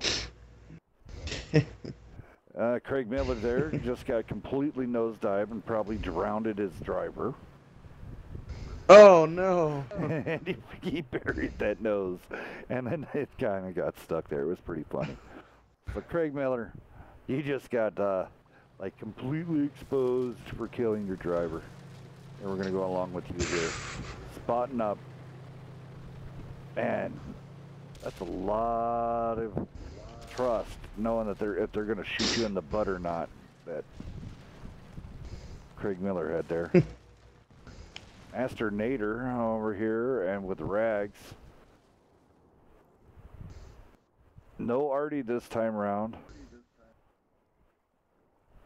Ricciota almost dead already. Lonky. Yeah, I mean, everybody's done that in pubs and stuff, but doing that in a comp match, I mean, most people have still done it, but you definitely remember it more doing it in a comp match like that.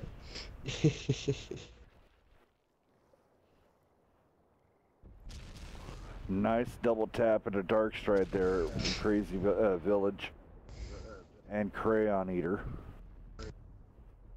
Nice shot from Raging Warrior with his conk on the other side. Crayon Eater looking around with like, what was that? Where's that from? Who did that?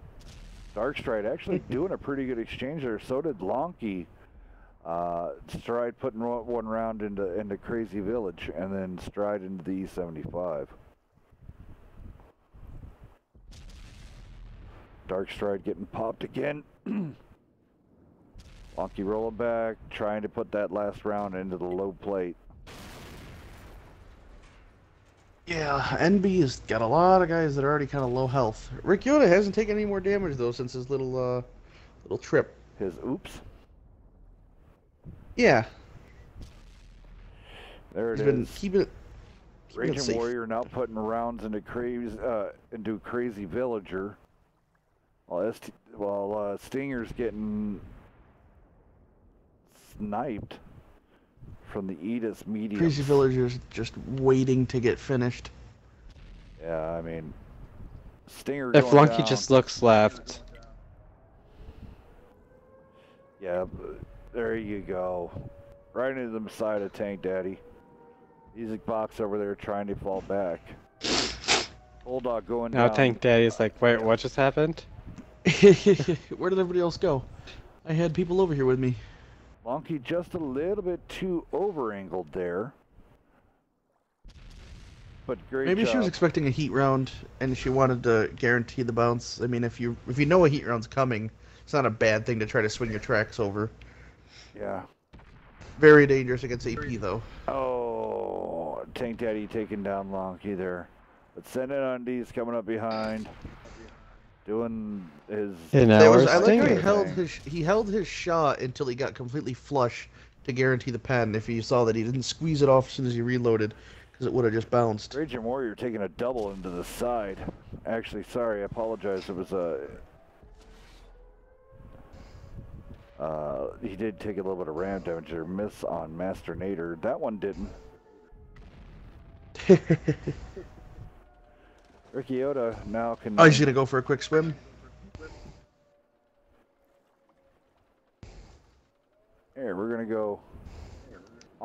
bud. Watch this E50. Oh, I battle wonder if up it's gonna be the close. Ram. Oh yeah. I love a Ram. GG's, that's it. We're done. Good stuff, boys. Thank you for everybody coming out this evening. Really fast. GG, Rick. Want to go down. No, he almost died. Ricky Yoda coming at 27.91. Lonky holding it. He in made up there. for it. Lonky actually blocking 1,860. Good job for her. She's really come into it new with her side scraping ability. Dark Stride also bouncing off 1,200 and his T10 from the middle. Great job to both those guys holding down the middle pretty much by themselves, and then with